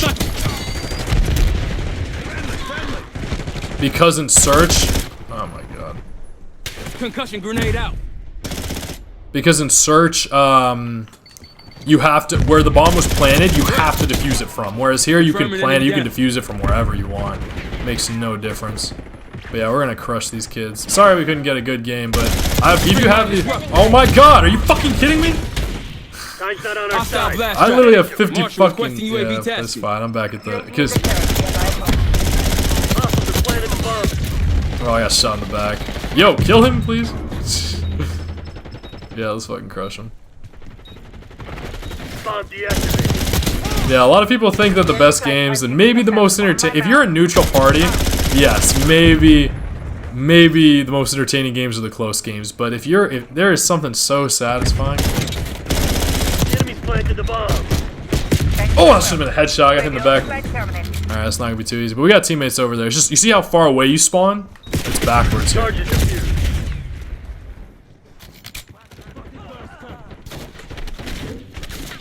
But there's just something so satisfying about crushing people. So I'm sorry, I'm not gonna. You gotta earn this. Oh man, they're gonna plant this one. I can't get there fast enough. But we got teammates over there. We're fucking fine. Hostile shooter. Hostile UAV is tapping overhead. Kill him! Kill him! Kill him! Yeah, so sorry we didn't get entertaining games. I would recommend playing this game mode if you play Call of Duty in the future because it is so much fucking fun. I'm sorry we're just too good. See, those types of rage quits where they leave at the end of the game is like fine. They won't forget this. But yeah, you see how in the first game I didn't even do much killing. I just went for the bomb, and it's just you can do that if you want to just fuck. If you want to just your teammates will love you for it. You might not get all the credit, and maybe you won't ever be the GOAT if all you do is plant the bomb and defuse the bomb. But I think if you get all the kills and you plant the bomb and defuse the bomb, I'm just saying, I led the leaderboard. My team, their team, like, what can you do? So yeah, I'm gonna do this little buried him emoji, and then I will call it at that. This one's a huge taunt.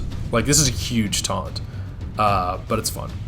But yeah, I didn't really have time to talk about the GOAT conversations and stuff like that. But maybe you disagree with me. I just think that during Michael Jordan's time, like, people actively like feared playing against him, and nobody could really compare to him.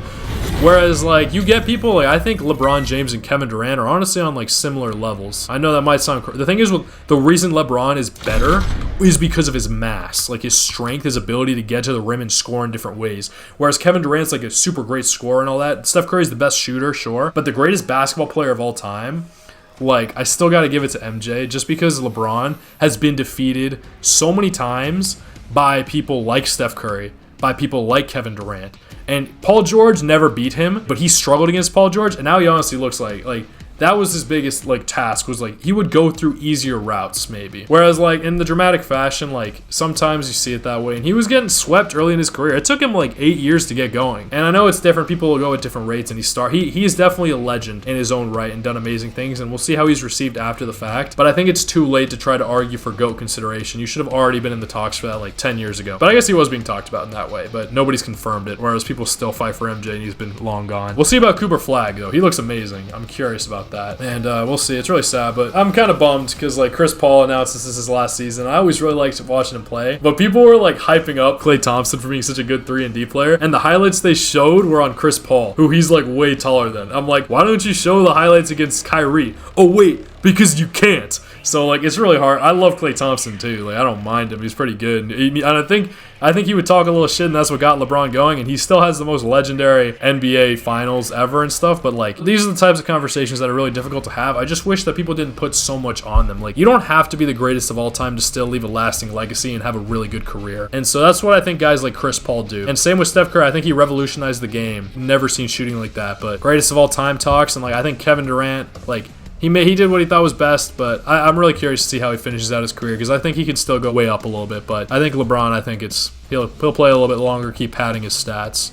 But we'll see. On that note, it's been Tog. I hope you enjoyed. I'll see you when I see you. I don't know when I'm gonna upload the next one, but it should be November 17th, hopefully. Yeah. And I'll talk about the Emmys. I never really watch award shows like that, but there's a lot of good shows out there, including The Last of Us, that I want to support somehow, some way. And maybe I'll share some of the results. And NBA will have started by then. I don't know if it will by the time I've recorded it. But yeah, I'm wasting too much time. We'll finish up with Maya and Bailey. I'll see what skins I use for that. On that note, it's been Tog. I hope you enjoyed. Please leave a like if you did. Subscribe for more content. Enjoy your night, evening, morning, whatever it is that you're doing. Stay awesome and peace out.